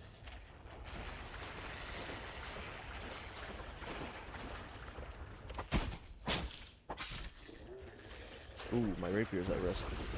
Thankfully, if your weapons break, you can just repair them. They're not, like, gone. I do know there's a guy hiding. You can see him right there.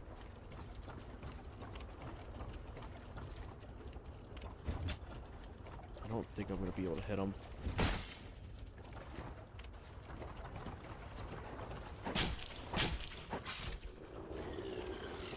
If your items break, it's fairly cheap to repair them. Woo!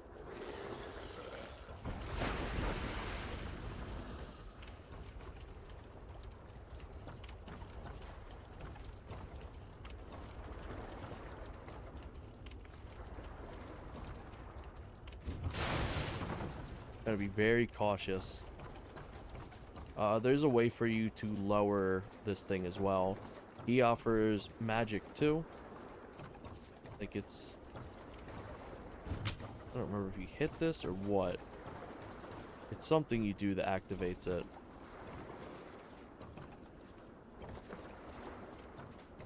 I don't know if he tells you it. Yeah, he doesn't really offer you anything if you're not intelligent enough.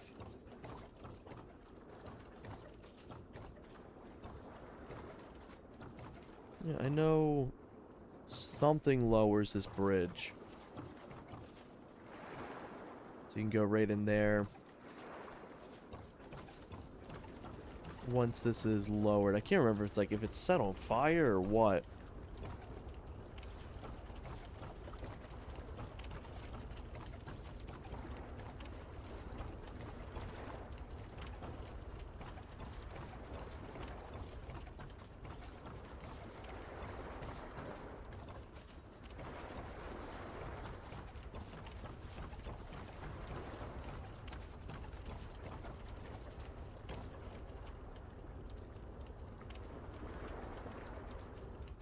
Yeah, I don't remember.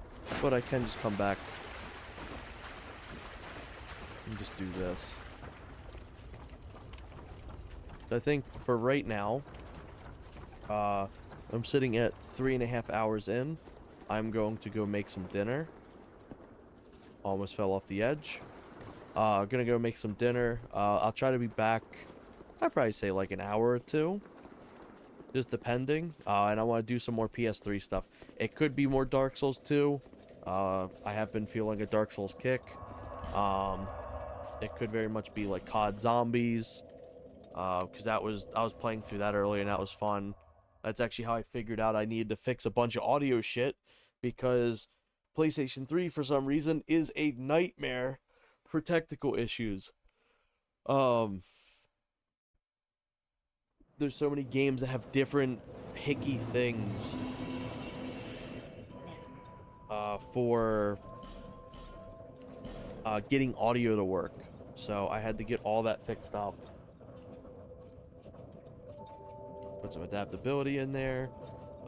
Get some more endurance. I do some more strength. I think that's a pretty good spot to sit at. And that should leave me enough souls to level up my rapier. If I've got the right Titanite for it.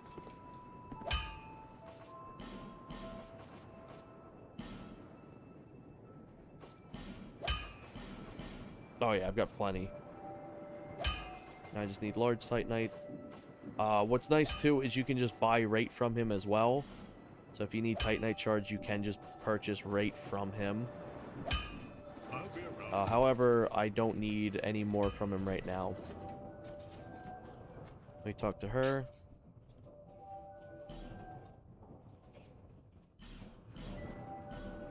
Buy as many as I can of that.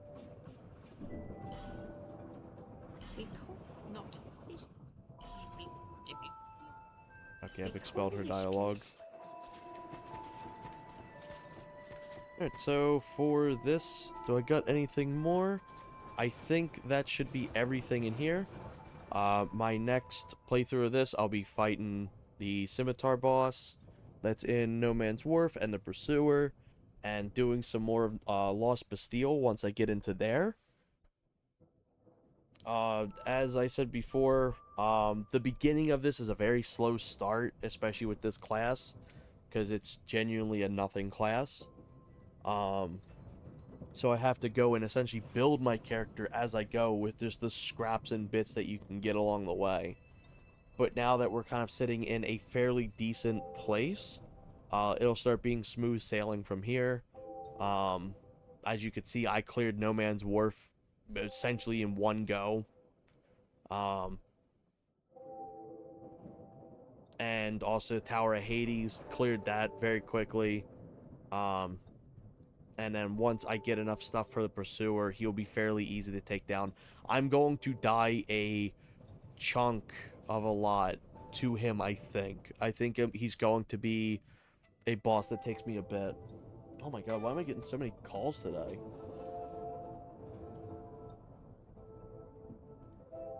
All kinds of calls. North Carolina, Georgia, Maine. Jesus Christ. They all know I'm streaming. They want to collab. But yeah, next stream, I should be clearing out a good chunk of stuff. I'll definitely have a good chunk of Lost Bastille done as well.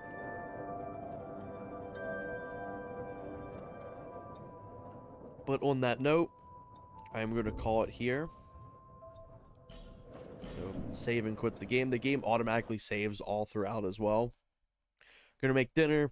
Probably gonna be like some like pasta with some chicken. That's what we're thinking. And then I'll be back. Give me like half an hour to 2 hours, and I'll be back to do some more PlayStation 3 gaming. Dark Souls 2 has been a ton of fun, even on last gen and everything like that. Um, so I'm definitely going to be playing more. Thank you all very much for watching. I appreciate y'all. PS3. But on that note, I'm going to call it here. If I don't see you later on, I appreciate y'all very much. And I hope y'all have a wonderful rest of your day or night if I don't see you again. And bye-bye.